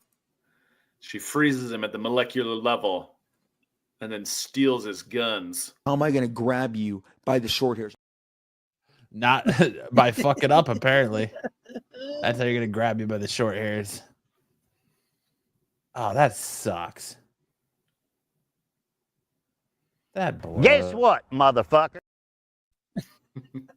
Well, Ed's happy. He doesn't have to listen to me talk about anime anymore.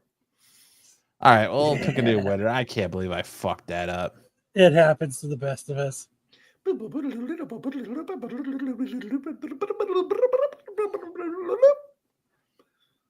the new contender is Cassandra Nova. All right, well, hopefully next week I don't fuck it up again and we actually have a battle. Jeez. I should have read through it before I moved on to the next thing. God damn it. Yeah, All right. love it. Stop Well, that doing that brings shit at us- 3 a.m. Yeah, right. That brings us to best and worst comics of the week. The worst comics of the week list is kind of short, but the best comic weeks is pretty long. So we'll see. First up, we have Universal Monsters, The Mummy #4, This Faith Aaron Hicks cover. Kyle Yes, didn't like this we cover. have interviewed people who have drawn like that for trying to get into comics. No, pass. She looks like she's about to be stabbed in the forehead with a pie cutter. Dude, I seen that horror movie. It's bad. I showed it to a slice. God, speaking of I agree horrors, with talk about Sticks' internet. Nailed it, Sticks. Bombs over Iran. It's my mummy's recipe. What was it gonna? Let's see. No. Next up, we have Spider-Man and Wolverine #2, the Humberto Ramos Hidden Gems variant cover. Man, Ramos's art is going downhill. Well, you know what's going uphill is Wolverine's arm. Yeah, he's been hitting that synth oil. He's been hitting something. But look at that. Look at the size of that belt. How does he bend over? Spider-Man's got a lot of eyeshadow. That belt's definitely overcompensating for something because look at his little wings, tiny his wings little on his ears. mask. Like you could tell he watches a lot of porn. Oh, A yeah. lot of you porn. He's a RedTube subscriber for sure. You think so, RedTube? Yeah. You don't think it's Pornhub? Maybe it's a combination. Maybe he's got them all coming together like a Megazord or fucking Voltron.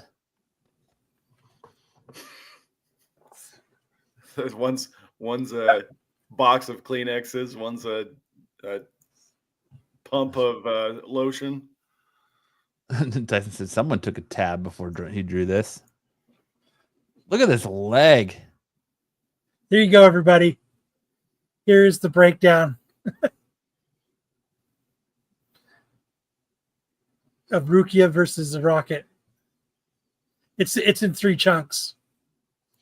Let's break it down. Scrap. See how it says let's break it down.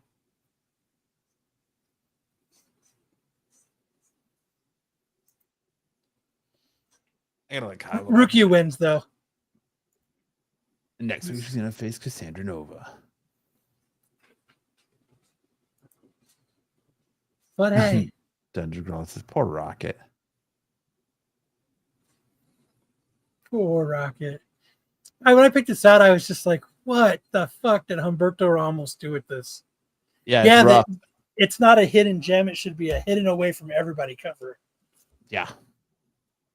Like that rain, it washes everything else out.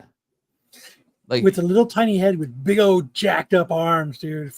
this looks like Deadpool, not Spider-Man. And why is he holding Spider-Man's arm with his 3-fingered hand? Yeah. Looks like a Ninja Turtle hand. Bye, Sticks. Bye, Sticks, yeah. Guess the internet crapped out. So yeah, that's just not a. Humberto just didn't do it very well. No, he did not. Then we have When I Lay My Vengeance Upon Thee 5. This Rebelka cover. What's up, Bruce? Hey, Bruce. Yikes. This is awful. It doesn't even look like Samuel L. Jackson This guy or says, John Travolta. I can smell your fear. They just image just wasn't. Oh, this one's Boom. I thought they were buying. No, it's But yeah. Boom. It missed the mark. Boom was not bringing the booms. Neither was Image. And then we have the Incredible Hulk 26, Sanford Green, Dude, Bring on the fucking Bad Guys tape variant. punch. Yeah. Incredible huge. Hulk is just uppercutting the taint of Galactus. Dude, nothing beats a taint punch. That's how you know if this was a mega character matchup, Galactus would have lost. This is Kyle versus the ER doctors. Right? Kyle versus Dr. Blood Pressure. It's my knee. Bend over. Raw knee, get your finger out of my butt. I couldn't decide if that's supposed to be his hand or his taint, but it's not good either way. He's just But not quite covering his taint yet. Gonna punch up at him. Welcome back, Sticks. We missed you. Welcome back. And then for our best cover of the week, we have this Harley Quinn 52, this 1 in 25 Robin Higginbottom cardstock cover. The only thing that this is missing is a beautiful pink signature down by one of the boots. Ty said this upped the ante from the Thanos cover, the Thanos taint cover. It did. Yeah. Taint is all the rage these days. Dude, those are my favorite covers, are taint covers. This is a great Harley Quinn, by the way. It is. Even it looks like she drew a dong right here.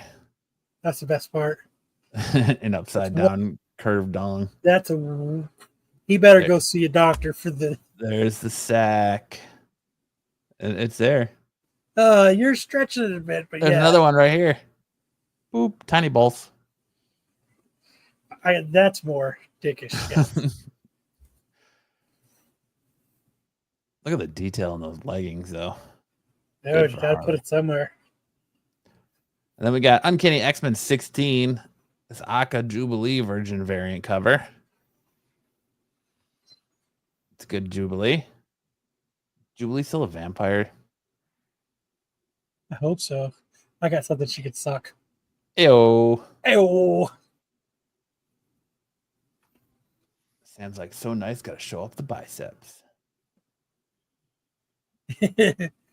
Which way? My pythons are sick. Where's the vet at? It should be a 4th of July cover. See how it's got that pink signature? It really makes it pop. It does. It pops fantastically. All right. Then we got this giant size Age of Apocalypse 1 Argent Virgin variant cover. That's cool. I'm just not a fan of the short hair. Is this Scarlet Witch? Who is this? You're not a fan of the short hairs? How am I going to grab you by the short hairs? Yeah, what if Liefeld grabbed you by him?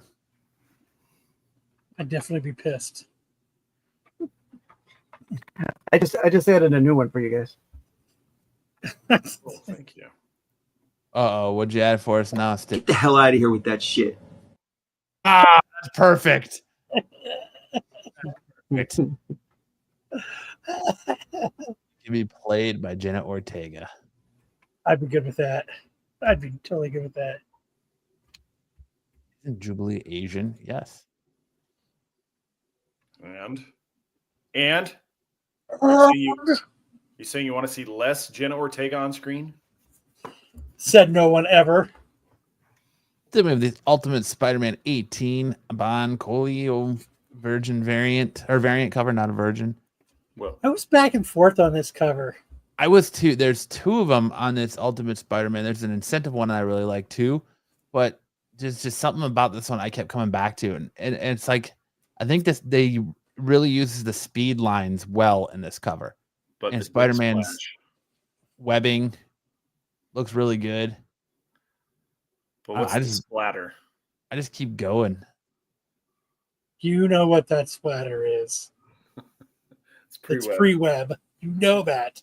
No, and then I don't know. I just kept coming back to this, and I was like, I really like that cover. I was back and forth. I don't know about the speed lines. You can go to jail for those.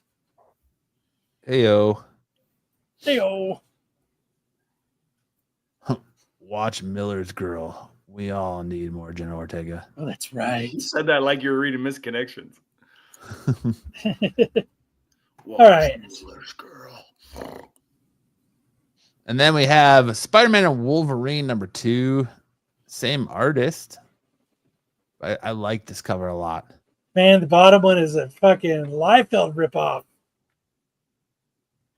What, the Wolverine is? Yeah. I didn't know that. No upper. That dude, that looks just like The no upper lip thing? that whole drawing looks like it's by Liefeld. I like that cover a lot. It looks like it's out of Marvel versus Capcom. It Kind of looks does, like, yeah. Like a character dude, that selection is screen. a Mhm. Wolverine Liefeld. Yes, Jeanette Ortega is Wednesday. I like that. And then you got the Vision and Scarlet Witch 2, the Pablo Villalobos Virgin variant. Look at that Scarlet Witch.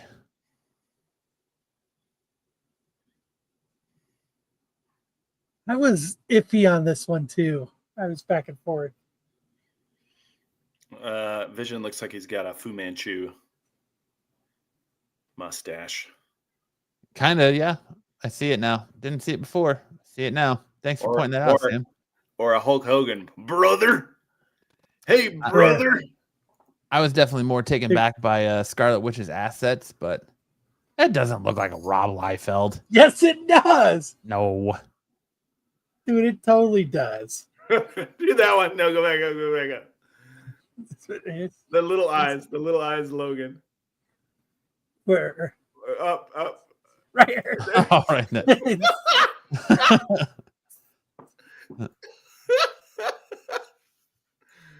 Dude. All right. Now go back. Here.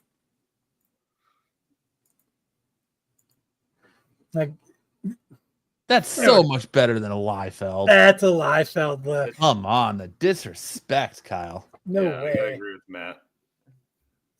The level of disrespect, Kyle. But yes, I agree. Get the hell out of here with that shit. I agree that Scarlet Witch needs a boob window, Tyson. Brother. We got Hulk Vision. Brother. All right. We have Absolute Martian Manhunter number 4, Derek Chu cardstock cover. I think it's really well done. I can't tell how close he is. Is he close or far away? I can't tell. I only have one eye. Oh, you don't know if I'm winking or blinking. Maybe he's doing both. Then we have Batman 161, Lionel Francis Yu cardstock cover for Hush 2. You think that's good? I do like it, yeah. I don't think that. I don't like. Same thing with the Jim Lee one. I was like, Boy, The you Jim got Lee really one high wasn't that good standards either. this week, Kyle. I must, because I went through it like twice. Everything, like I was going up and down, and I was like, maybe it's just because I'm all knee hurt. My blood pressure's a little high. Pressure's up. Knees are low. You went through like 16 blood pressure checks. You're a little agitated. Yeah.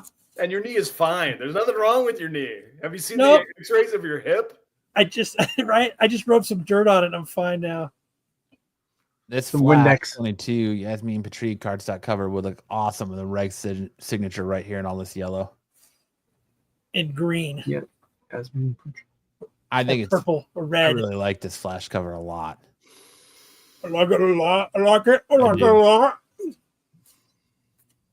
Dungeon Crawler said icy hot. He looks like Wow, he's getting that's a good call. idea. He looks like a what, Sam? Looks like he's getting a call. He's taking a call. I know it. What? The stocks are down. I'll be right there. Sell. Then we got Absolute Wonder Woman number 9. This cover D125. Now you're just Ivan fucking Talavera with us. variant. Now you're just fucking with us. You don't like this? I like this. a No, lot, you dude. are just This is a fucking great with cover. us. This is an awesome cover.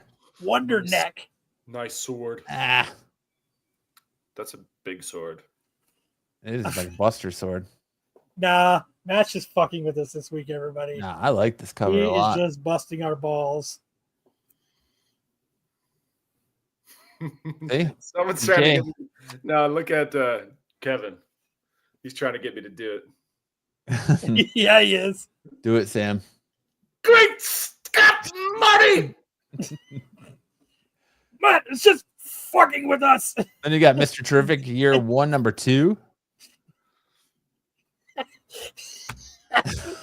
You are fucking with us.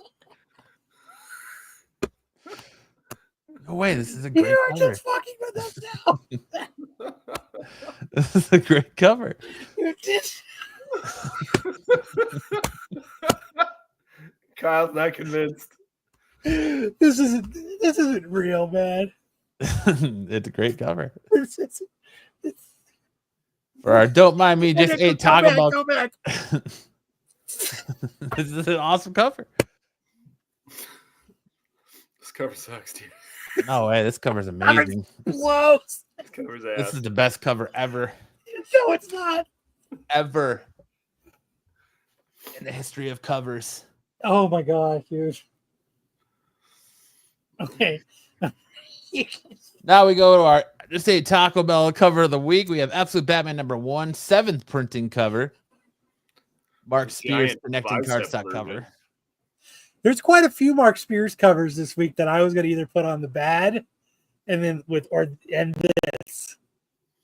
Mark Spears just I think he's starting to get a little overworked. A little Why does bit. Batman have such Stop huge drawing logo? shit for the qualified and fucking get back on track, Mr. Spears. Because you're starting to your art's starting to suffer a bit. So Yeah, Just saying. and the background looks like a photograph.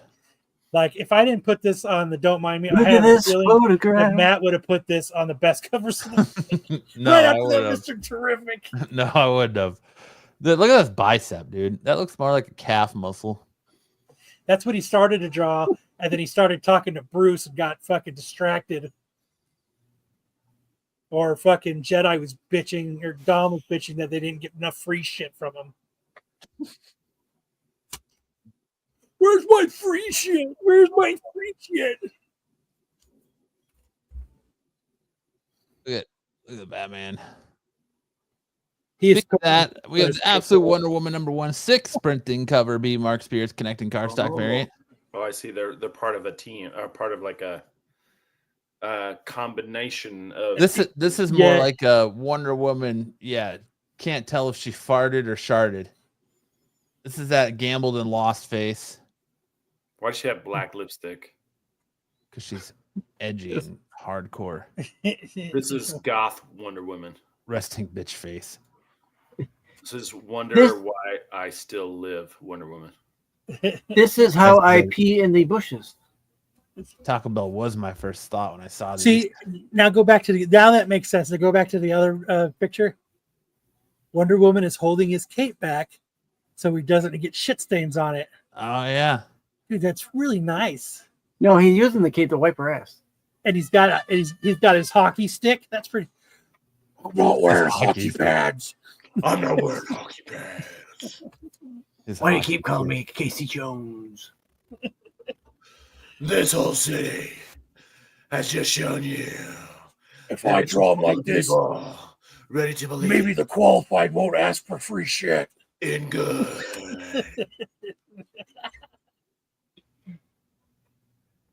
I bet you if I draw him bad, the qualified will still want my covers. Oh, I like.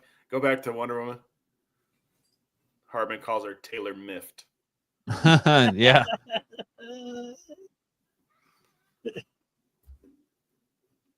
And then we have our Amish covers of the week. We have the. It's actually Spears cover. It's not a Garza cover. Yeah, it is a Spears cover. It's the wrong cover. That's the right cover. Yeah. The depiction's wrong. Yeah. That's why I didn't put any name on it. Because it's not Zujitsu either. I didn't put a name on it either. I didn't touch. Oh, it. you know what? Maybe I didn't erase it. But I know what happened. On Fresh Comics, it had it as 100 bullets. Oh, okay. And I couldn't get it. So that's what it is. But if this was this cover, it's right below Mr. Terrific. Huh. Hey, man. That Mr. Terrific cover is awesome. just as good as this one. It's not terrible. Where's my free Vampirella cover? I'm the qualified. I want the Vampirella J. Scott Campbell, ASM, Mary Jane homage cover. Where's my free comic? Hey, Ed, this one was not my job. Thank you. That was mine, Ed. That was my fuck up. And then we have Elvira in Horrorland. Nightmare on Elm Street cover. So you're saying the qualified is more prepared? Hey, Jedi's been saying it for years, man. Yeah. He has. I still think we're more qualified than the SNS boys. No, I still think we're more prepared than SNS, even with the rush who did. Why is he even compare? Why comparison is a thief of joy, Jedi? Where's my free book? Dungeon says I like this cover a lot. I will forever pick up Nightmare on Elm Street homages, Jesus, hemas. 3 a.m. is a bad time to work on these segments. Yes, Tyson, I know. Elvira is a pretty good addition as well. Then we got the Moonshine Bigfoot homage cover for Footloose. Isn't that cool? That's neat. I think the real giveaway that everybody knows it is it says Bigfoot loose. Absolutely. And then we have cover? a Barbarella number 5. Wow, that no one ever does that homage. Base version cover, I know. They even stole his bike. Dude, did you hear about that on the news here? What? Did you hear about that on the news here? What? There was a lady, a female riding her motorcycle. She got in a crash, and she fell off the overpass from I-10 to I-17, that high one. Oh no! And somebody stole her motorcycle, and she had died, and someone stole her motorcycle. Oh my god! After she just wrecked it? Yeah. What the fuck? Horrible, right? Yeah, dude. Is which one on FOC? Some people are savage. All these books come out this Wednesday that we're showing they all off. come out Wednesday. Yeah, Wednesday the 25th, right? The preview of so you can decide which covers you want to buy. Yeah, they all come out Wednesday the 25th. But yeah, I mean, no one ever homages this cover. Never. Yeah, this Wednesday the 25th. Elvira. Now we're gonna roll into first appearances this week. We had a couple here. We had this the final issue of Aliens vs. Avengers number 4. You got the first appearance of the Alpha, a new leader of the Xenomorphs, which is a red Xenomorph who was born through the body of Mr. Sinister. So he has I don't know if you read this issue, but he's got X-Men like powers, so he can bamf like Nightcrawler. Dude, that should be. That's terrifying. That is almost as good as half the covers you picked this week. How long has this series been coming out? I feel like we've been covering this book for 2 years. Yeah, I agree. I think it was hit delays. Oh, yeah. But then we had Bring On the Bad Guys Doom. We got that first appearance of Sister Sorrow. Sister Sorrow. Doom. No. Sister Sorrow. You're getting all these Sister Sorrow. Dude, that's right. getting all these different Bring On the Bad Guys one shots that are all connecting stories. But I'm not the only one to say. Okay. Motorhead. then on the tragic death of the original Gwenpool, number 2, you got the first cameo appear of the Architect. Nice. Right there. Wait, right there. Stoked for that one. Right there, yeah. And then Mr. Ridiculous Brady. Cuteness, you got Jeff the Landshark, number 1, the first appearance of Shadow Jeff. Oh, good lord. That's awesome. Marvel's really just trying to rake in the money now. What can we get for Shadow, Jeff? Nailed it. Good job, everybody. Let's go get some pizza. High fives all around. Ty says Marco loves chicks in diapers. As he's laundering money and paying taxes. And then we have a Spawn Universe title, Bloodletter #1, which is Bloodletter right here on the cover. Looking Hey like now. Jamie Presley. Right? Hey now. Well, hello. And then you have Kyle's buddy Raphael Albuquerque and Superman Unlimited #2. Almost reminds me of Mr. Terrific cover. You get the first appearance of the Kryptonite King and the first appearance of Crypto Knights. Here's the Kryptonite King. And the Crypto Knights. Crypto Knight. They even have little king symbols on their or little knight symbols on their chest from chess. Aww. One day there'll be big knight symbols. One day. And then you get the West Coast Avengers. You get the first appearance of Omega Ultron. Holy shit. Oh, there's your That next looks like one of the Avengers. covers you picked this week too, Matt. Yeah, it's a different color scheme. Sometimes you just gotta shoot your shot so you don't have just two covers. Her face is horrible. Crypto D's nuts.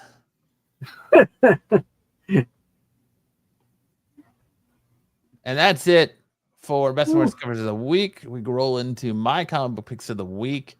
You have Battle Beast #2. Battle Beast has entered the blood game. This is bad news, but not for him. Battle Beast book continues to be good, even though this issue, you could have got an advanced copy of it in last month if you were able to pull it out of the blind bag. I like that But- Otley cover. Yeah, it is Now good. that's a good cover, Matt. It's actually kind of the weakest of this book, I think, but it is a good. It is good. So next we have. But I'm enjoying Battle Beast. It's a fun read. Wait, First issue was good. The second issue is really good too. They take Fuck the little. yeah. He takes the little like king of the or prince of that planet that he finds to another planet, kind of like nowhere, to find a robotic body, and he enters the blood games and just basically pwns everybody. Blood game. Then we have one of the We'll check your books blood that pressure. I'm absolutely loving, and Exquisite Corpses. Issue 2. This is very much Hunger Games meets The Purge. You finally get to see some of the killers going to town in this one. So I'm really enjoying Exquisite Corpses. I can't wait for issue 3. It's exquisite. After I read issue 1, I think I messaged Kyle and was like, dude, you need to check this book out. But issue 2 is really good. Then we have the return of fucking John Romita Jr. on Amazing Spider-Man. It was fun having Pepe La Raza while it lasted. Now we get the return Now of he's John back. Romita Jr. Womp, But, womp, womp. This book is a lot of Get the hell out of here with that shit. it's a lot of Peter Parker and Black Cat on a rooftop doing a stakeout, and they like fool around. Oh yeah. It's a lot of Black Cat trying It's to the second base. phone out Peter Parker. So I'm just sad. Joe Kelly's art is or writing is still really good. I'm just sad that John Romita Jr. is back. I wish he would just stay away. Go do something else. What was the cave they snuck to in King of the Hill to get the second base? It was it the Stabbing Cave or was it the?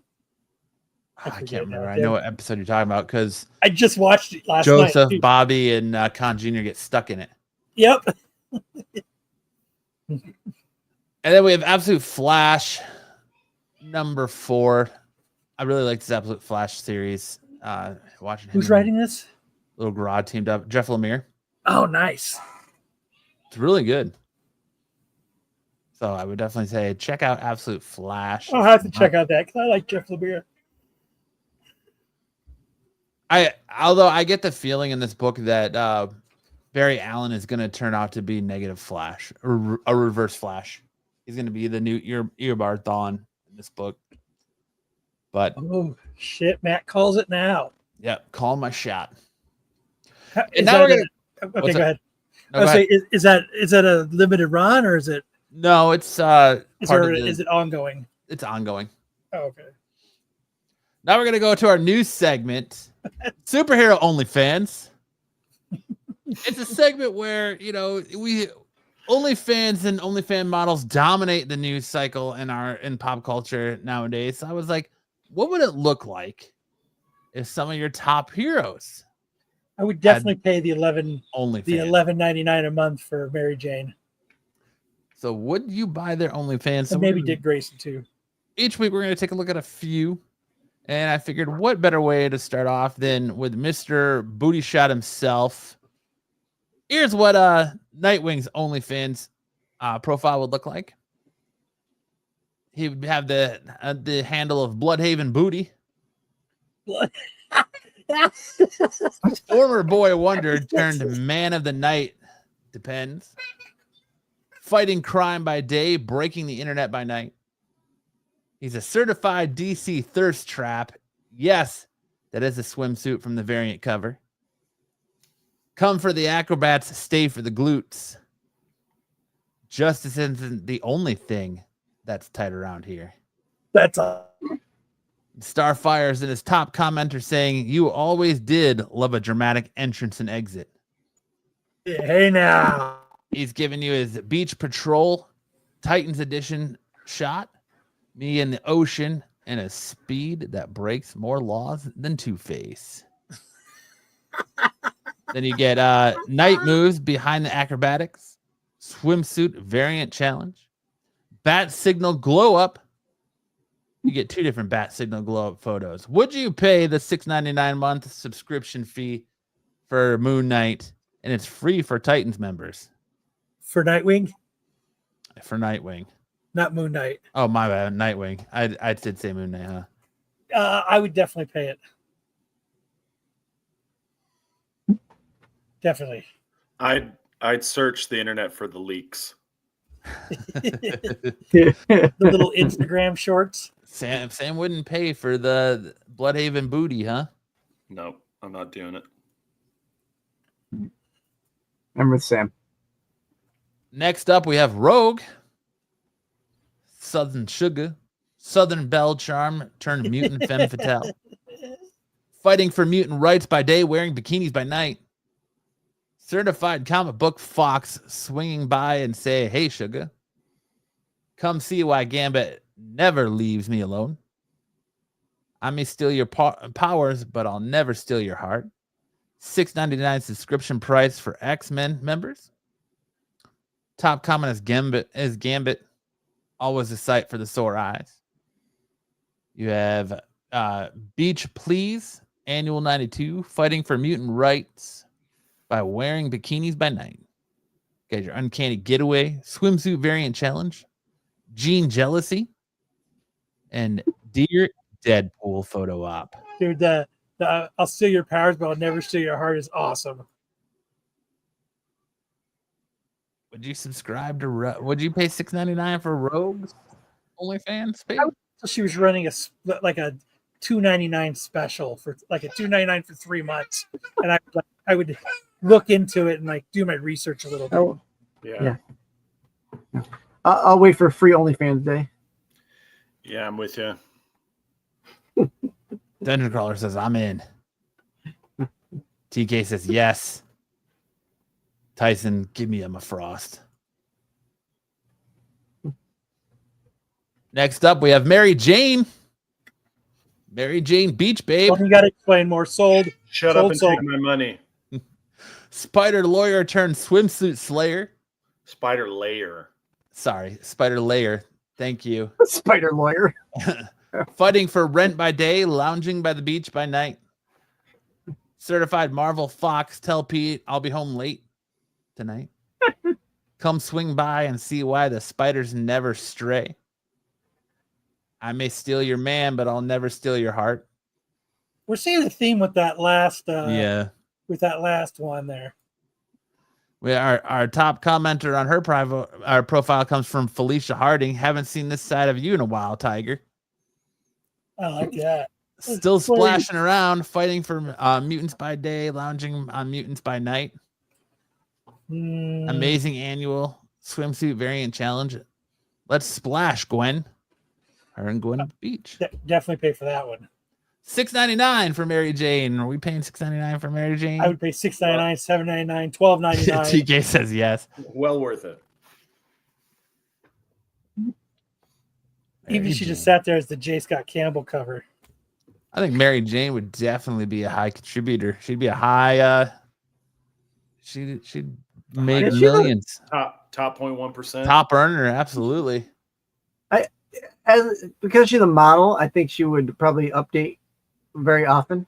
So probably worth the $6.99. Yes. Do you think she'd give you free DMs? She'd probably only for Steam cards. She'd probably let you talk to her in her DMs. Only for Steam cards. Steam cards. And then our last for this week, we have Tim Drake Robin. He's so cool. At his $4.99 price point, he doesn't have to include photos or samples. Says third Robin, first in the swimsuit covers. Crime fighter by day, eye candy by night. DC heartthrob, yes, that's the swimsuit from the variant cover. It's the same as Dick Grayson. What are we doing here? Stick around for the flips, stay for the tights. Evil isn't the only thing being punished here. Ooh, Timmy boy. Demanding justice at the beach, one Speedo at a time. Watch what I do before suiting up. Bonus flexes included. He's giving you videos. Hey now. Swimsuit variant challenge, recreating all of DC of the 2023 DC swimsuit covers. Enjoy. Patrolling and posting nightly heroics with insta-worthy angles. Legs implied. Everybody who signs up for this OnlyFans gets a visit from Chris Hansen and Batman.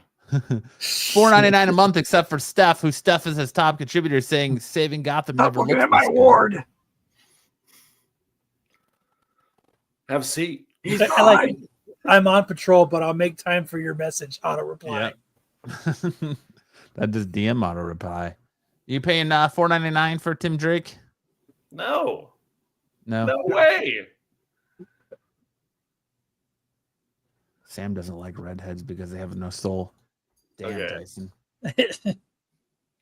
Is that like a shot? Are you taking a shot at me? Who? No. I'm half ginger. So you have half a soul.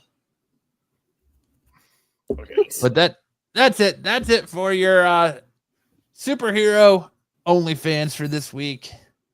Let me know if you guys like that segment and you want to see more of it. Do I some definitely more next week. Definitely. That got an A++. Now we turn into everyone's favorite time of the night where we ask Sam to sing us the hits. And which side does Sam sing better? Sam, what songs are we doing this week? We've got Feel Good Inc. and DNA by Kendrick Lamar. Dang. Feel Good Ink's good. God.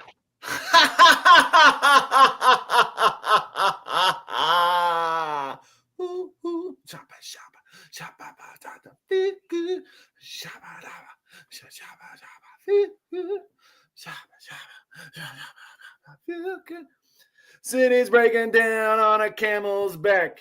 They just have to go because they don't know whack. So while you feel the streets, it's appealing to see, and you won't get undercounted because you damn free. You got a new horizon, it's ephemeral style. A melancholy town where we never smile. And all I want to hear is the message beat. My dreams, they gotta kiss them because I don't get sleep. No. Boom, boom, boom, boom, boom, boom. Windmill, windmill for the lantern, forever hand in hand. Take it all in on your stride. It's ticking, falling, falling down. Love forever, love is free. It's turn forever, you and me. Windmill, windmill for the land. Is everybody in? Laughing gassies, hazmats, fast cats, lining them up like ass cracks. Play these ponies at the track. It's my chocolate attack. Shit, I'm stepping in the heart of this here. Care Bear ripping in the heart of this here. Watch me as I gravitate. Ha, ha, ha, ha, ha. Watch me.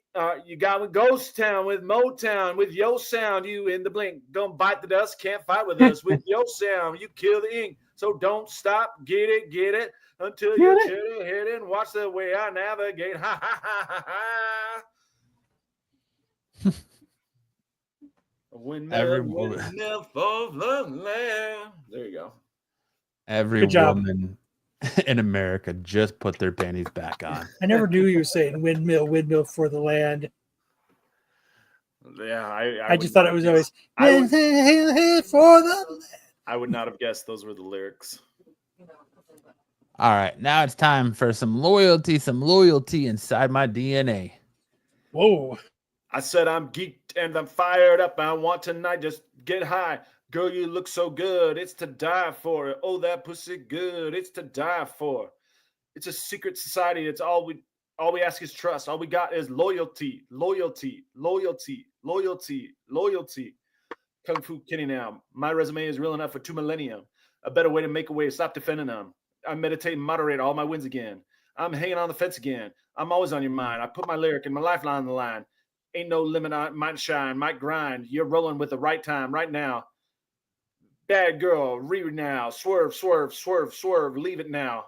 On your pulse like it's EDM. Gassing the bitch like it's premium. Haul on an ass bitch like it's fast lane. In the fast lane. Been a bad all the cash came. I'm established. 100 carats on my name. Run the atlas in my natural. I'm all right. I'm a savage. I'm an a-hole. I'm a king. Shimmy ya. You can tell you he meet me outside. You can babysit him when I leave outside. Ain't no other love like the one I know. I've been down so long I lost hope. I done came down so hard I slowed. Honestly, forever all I real want. I said I'm geeked. I'm fired up. All I want tonight is just to high up. All I want is loyalty.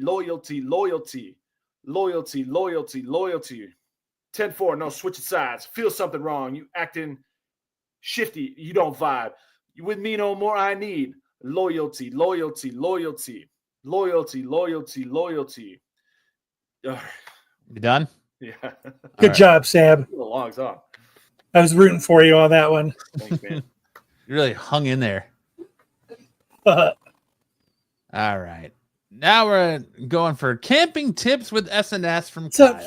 now that it's summertime, I figured, wouldn't it be nice if you just had some tips on how to do certain things while camping? You know, how every time you pack for stuff, you always forget something. There's always something that gets left behind, and you're always like, shit, I wish I would remind it. And here's maybe some different things that if you mess up that you're stuck out there, you'll be able to do. So why don't you click on the first one, Matt?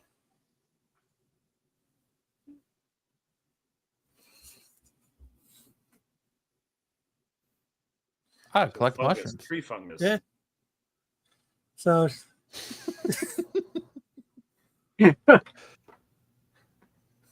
Oh, you're gonna start a Dude. fire. Fire. look how easy that was. Look at that. Fast. Poke some holes in it. Oh, okay. I got a little lantern, huh? I mean, tell Little me stage to that keep keeps the now mosquitoes you're away. keeping the bugs away. I mean, Yeah. Bugs away. It doesn't smell like fish anymore. I'll tell you that. how? Like, tell me how many times you've went camping and you forgot bug spray. Would you ever have thought to do that? No, never. I mean, look how good she is at doing that. Yeah. Yeah, Look at that. She got it going. It's a little. She's really good at this job. So, if you forget the bug spray, there you have a something to smoke away the mosquitoes. Outdoor boys be damned. She's teaching you things right there. Yeah. So Nice. all right. Is that the only tip? No. You ready for the next one? Yep.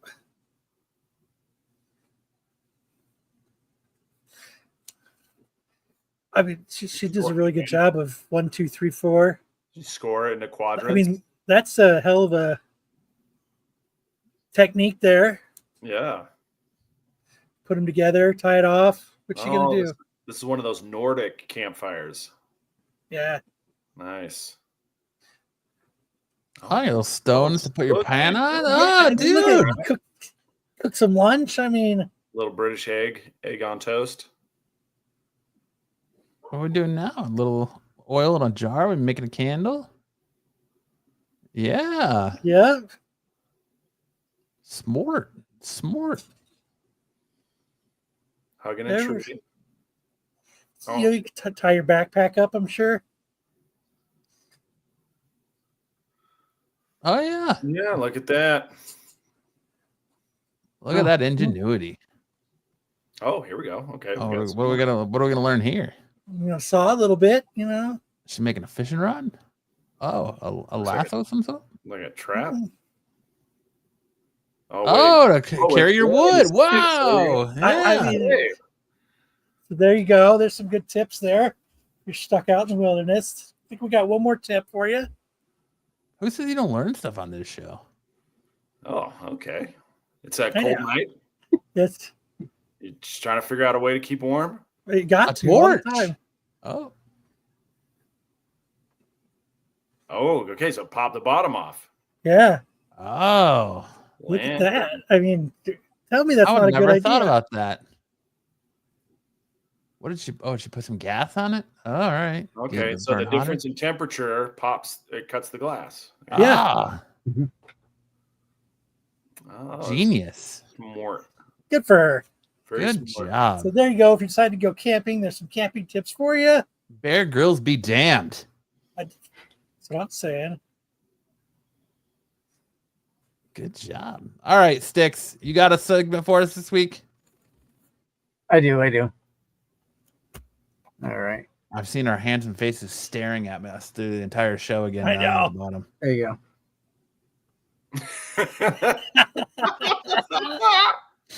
I love how it's me blowing air into my cheeks. I like the shirt. I'm famous for my off-key singing. That needs to be an SNS shirt now. All right. That's not what My I'm famous for. little. Wait for it to pop up on my screen so I can see it here. Okay, there we go.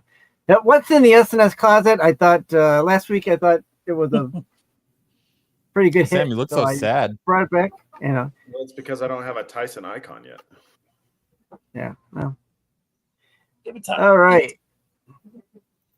First up is Matt. Matt, you got to pick the closet that you think has your item in it. I'm gonna go Closet. B. You're gonna go B.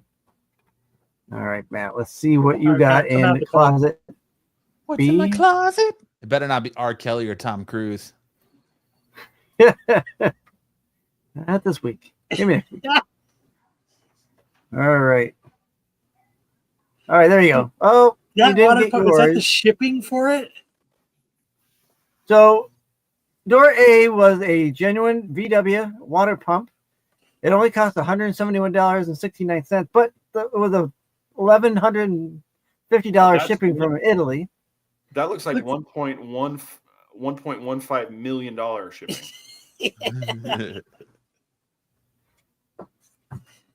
Dude, Yeah, that that's better be crazy. some hell of a. It's coming all the way from Italy. And why? I mean, it is why from- is What- Kyle's a yeah. laser? Why was Kyle? No, mine was the laser hair. Why was mine laser hair removal? Well, yours has to do with Arizona, so it was. I gotta go back. Those are the you picked confused. the Porco Rosso original Yeah. Japan Ghibli. What does that So have to do yours with would have been Arizona? it had AZ in it. I don't know. Porco Rosso's Painless great. laser hair removal. It was 34. This sold for $34,000 on eBay. This game There makes you no sense to me, but I love it. Sticks. Let's go. All right. Up I'm next here is for it. Sam. Sticks. Oh, it's Sam, my you turn? get to pick this time. Yeah, this one is yours. Pick the one that you think has your item in it. I'm gonna pick door A. You're picking door A. Okay, door A. And you get. I get Kyle's Beetle. Oh, set. you got Kyle's. Yeah, the VW Elite Super Beetle Super Dash Mat for that sold. These are all sold items. It sold for $10,150. Got it. You took B, which is the staycation in Scottsdale, Arizona, for $1,300. Right? I've officially been sticked. You're right, Yes. Tyson. There you go. You should have picked door C, which was the sold $18,000 Pokemon 2000 Chrome Animation Edition booster box. Sealed booster box. Yep. Mm. There you go. Got Pokemon. So you get to stay. Pokemon You inside can my take the wife on a pocket. staycation to Scottsdale. Yay. I picked door A. I got the dash. That's I got right. the That's right. $2,000 You prize. get the dash. Okay, Kyle. Your turn to pick. Door B. You're gonna take door B. All right. And door B is. You get a scout uniform. Door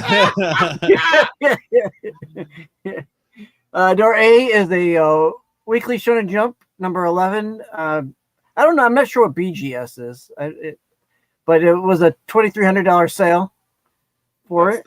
That's the grading company. Well, yeah, but I still don't know what it is. I think they forgot Never the heard. C. And Yeah. CBGS. and the other C. Yeah, I don't know. You the Boy Scouts green 1950s 1960s patched BSA Arizona Grand Canyon Scout uniform that sold for $950.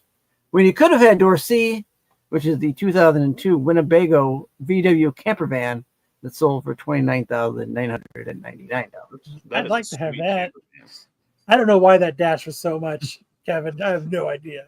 Bubby says, "Please, Sam, start singing again to make this stop." I love this segment. And that's it for me. Great. I'm here for it. Over. There you go. So none of us guessed right.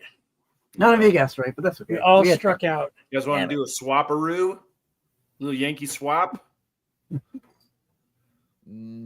I don't. No. No, we want to read Craigslist ads. All right, it's time for that part of our show, the last segment of the night, where we send people leaving and making them say, "I don't want to." You cut yourself off. I did call myself off. What is going on here? That makes it say we don't want to talk about hot chicks and dudes. We want to talk about comics. It's time for Missed Connections.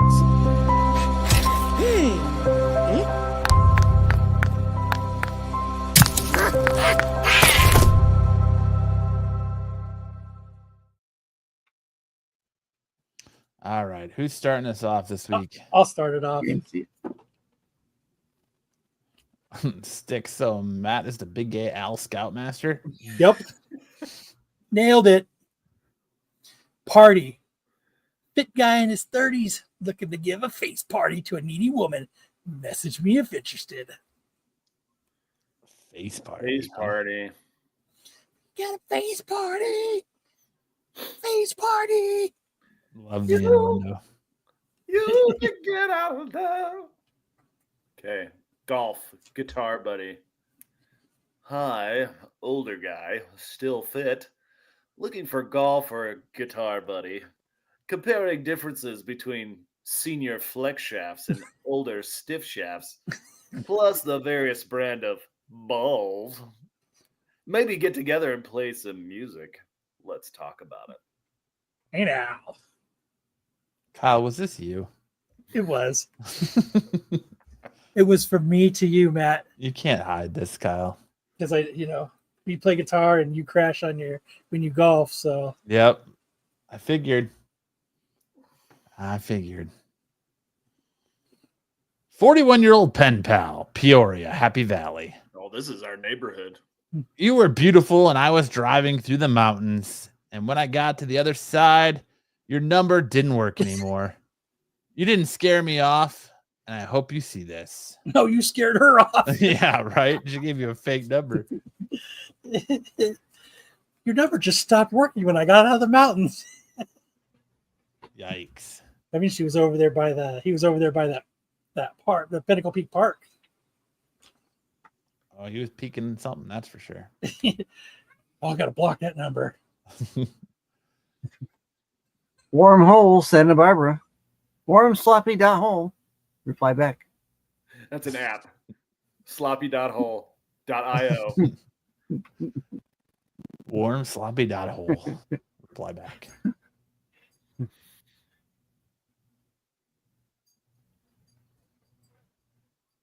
I want Yo, a Kyle. pay pig. Well, Kyle's on mute. I'll go. Oh, go ahead. I want a pay pig. Oh. Looking for a submissive man to be my pay pig. Not here to entertain you or boost your ego. I want what I want. Somebody knows what they like. And it's a pay pig. What is a pay pig? It's Is that like a sugar daddy? well, Yeah. Is it like a fat man with money? well, except for it's like a submissive dominant relationship. So she treats Like you him- pay to get humiliated? Yeah, so she's humiliating and dominating. And Yeah. he's paying for everything. It's a pay pig is a person, typically male, who derives pleasure from financially supporting and being controlled by a dominant figure known as a find-a-me.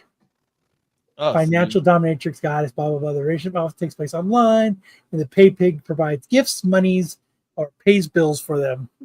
all right, cool. I learned something new. Marco. Hey, hands off. He's my pay pig. Yes, he is. Where's my pay pig? Sweet Titty Sam. All right, I'll go. College guy Latino, 24, Suitland. Looking for a father figure to hang out and teach me fishing. Be a wingman so we can score and find older women and young bunnies to play with. Very open and freaky, and need a dad who wants to meet in person rather than chat on email. Yikes. I thought it was someone who supports Kickstarter. Hey now. Where's my pay pig? Mexican guy looking for fun. Bowie. 25 Mexican guy, 5'10, love to meet an older dad type that's into father and son relationship. Love to be patted. Touch one in the shoulders and grabbed in public, if you know what I mean.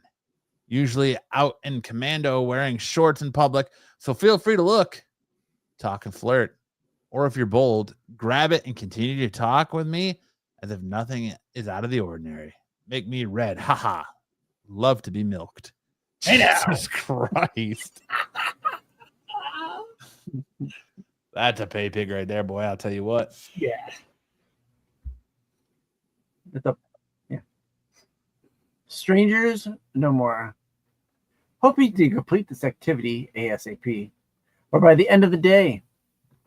Involves strangers coming together for a shared prize. I would be the third party, aka the stranger meeting with two others. Must be man and woman. Incorporating a blindfold might be interesting. Not too picky and don't have many requirements.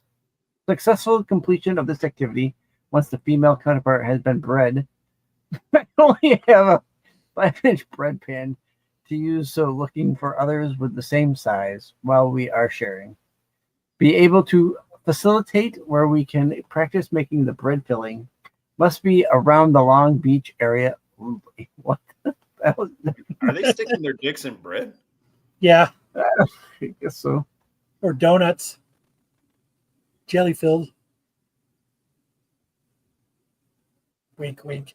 It's a bakery it's a baker's dozen, that's for sure. Yeah. But that's it. That's our show for tonight.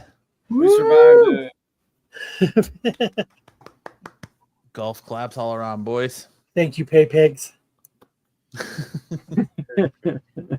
Drop some super chats to show us how big of a pay pig you really are.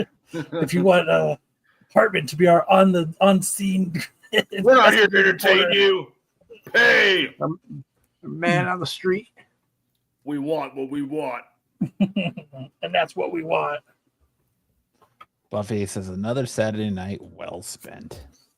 I agree. But all right, make sure to check out all the other content on the channel this week. Check out the Star Wars show tomorrow night. Make sure to check out all Pete's shorts throughout the week. Check out Sticks over on his channels on Tuesday nights for the Doctor Who Rewind. You can check out the Tack Show on Wednesday. You can check out me, Sticks, and Dom on my channel on Thursday nights for some pro wrestling.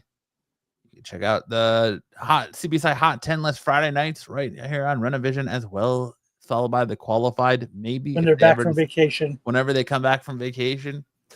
Those vacations are a little unpredictable this time of year. And that'll bring you right back here to us next Saturday night for a brand new episode of Saturday Night Special. On that note, Sam, where's the wisdom? If you are making homemade ice cream, Don't bomb Iran. don't bomb Iran. Well, if you're making homemade ice cream, make sure that you kind of cook the sugar into the cream first before you start to freeze. And use your 5-inch spatula. Hey now. Yeah. On that, thanks, Martha Stewart. We'll see you guys next week. Either you've got me confused with somebody else, or this is a joke.